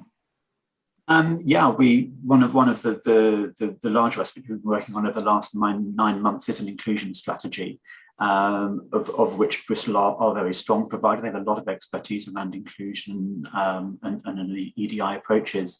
So we work with them on a region-wide steering group. We're working with St George's, Brandon Hill, Bristol as well, on singing and programs to get music into the community, and certainly into small and rural communities. So yes, Bristol have a huge amount to offer in resources and in expertise. But I think, as Chris says, the key to this 3-way partnership is rooted in similar outcomes, similar demography, and where all of our energies are channeled towards achieving the same outcomes. Where we work with other partners that have different pressures, we can absolutely benefit from that. But it's about those relationships we can choose when we dip in and make those partnerships, and we choose when we step aside and do what's right for our community. Yeah, that's a better explanation of it. Just talking this through, I can see the direction that you're intending. So, are there any more speakers? Yeah. Liz? Yes. Oh, and Ruth. Thanks. Just to say, you've made Chris and Simon, your combined report has made a very strong case for this. But I'm looking for reassurances. And in paragraph 5.3111. You talk about the surpluses generated by each of the 3 local authorities. I assume that's the 10,000 and the other sums of money that you mentioned. So what I would like to ask is, how can we ensure that any surplus generated in Baines will be used to support our priorities, given that they may well be different to the other 2 local authorities? And given the low level of surplus in Baines relative to the other local authorities, will we find it more difficult for our voice to be heard in the proposed new arrangement that we're very small compared to the North Somerset and South Gloucestershire? I think, first of all, I should explain what I mean by surplus. Essentially, because all three services are very traditional, the background is in delivering tuition in schools, music centres, a little bit of CPD and some events that I'm sure colleagues are aware of. And that is essentially around the activity around which we plan our budget. The surplus essentially is the money that is left after those traditional services have been delivered. That is typically spent within year, and that's where we start to deliver our inclusion plan, where we start to support vulnerable and disadvantaged youngsters. At the moment in BAMES, that's quite low because we're going through some changes to just adapt the model to keep delivering those traditional services, but look at how much can we deliver on top of that. And I think those are also the areas of delivery which are best shared. Local delivery of the tuition services, youngsters are local, schools are local, teachers are local. But when we're talking about programs that support youngsters in challenging circumstances, that's more of a strategic input, and that's where we can share. So it's looking at the 10,000, the 30,000, 50,000, whatever it is, putting those together so that collaboratively we have a pot of 60, 70, 80, 100,000 that really starts to transform young people's lives. I absolutely agree with the point about sort of the fair and equal partnership, and that's been at the core of developing this plan. And the three authorities roughly are the same size. Yes, BAMES is the smallest, but not by a lot. The proposal works because it's about three equal partnerships with an equal voice. It doesn't have a dominant partner that would take over. Our plans are also around the governance of that shared alliance, which would have on its board a representative from each of the three authorities. They would be there to make sure that the priorities for BAMES are heard, are included in the delivery plan, and would hold the head of that service to account for making sure that we do deliver it.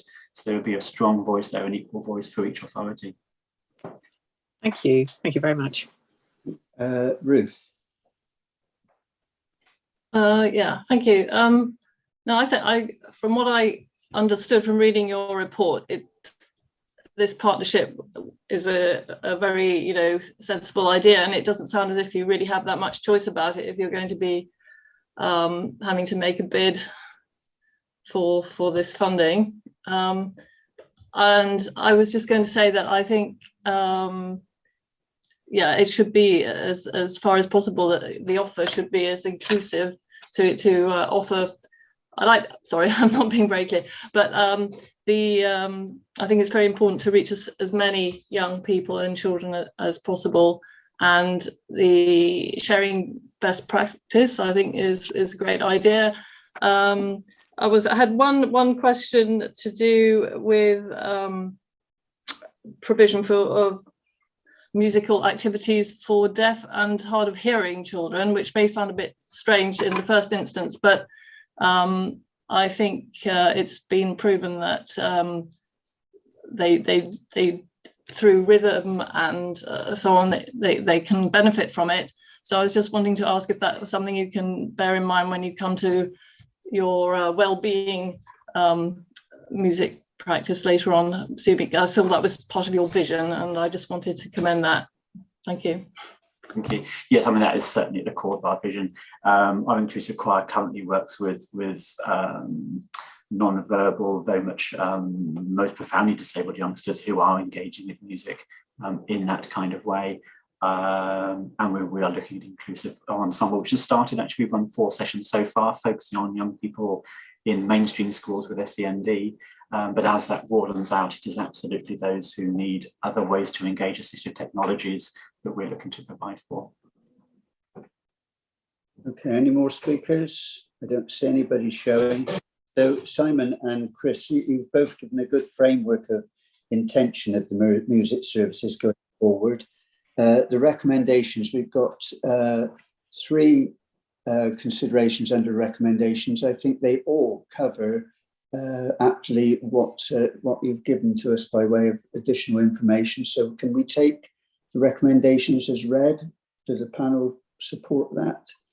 Seems to be there's unanimous consent for that. So thank you both very much. And we move on to the final agenda item, and that's the work plan. Thank you, Councillor. Sorry? Thank you. Oh, right. Okay. So this is administration. A lot of you talking to me sound as though you were in the bath, because it's garbled, but I'm managing to hear it, but struggling with technology here out in the sticks, so to speak. So the work plan, we've been presented with the work plan going forward. Any amendment to that will be between Michelle and myself together with the officers. So can you take that as read? So is Chris, is that support, or do you wish to speak? Sorry, you're on mute. Right, I wish to put a suggestion. Oh, right, yes. Following the GFE presentation last week on education, I happened to be on the JCC of Bath College. Now, I was wondering whether we could have the principal of Bath College to speak to us,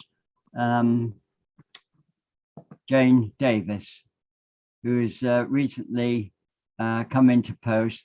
She gave a talk to the Bath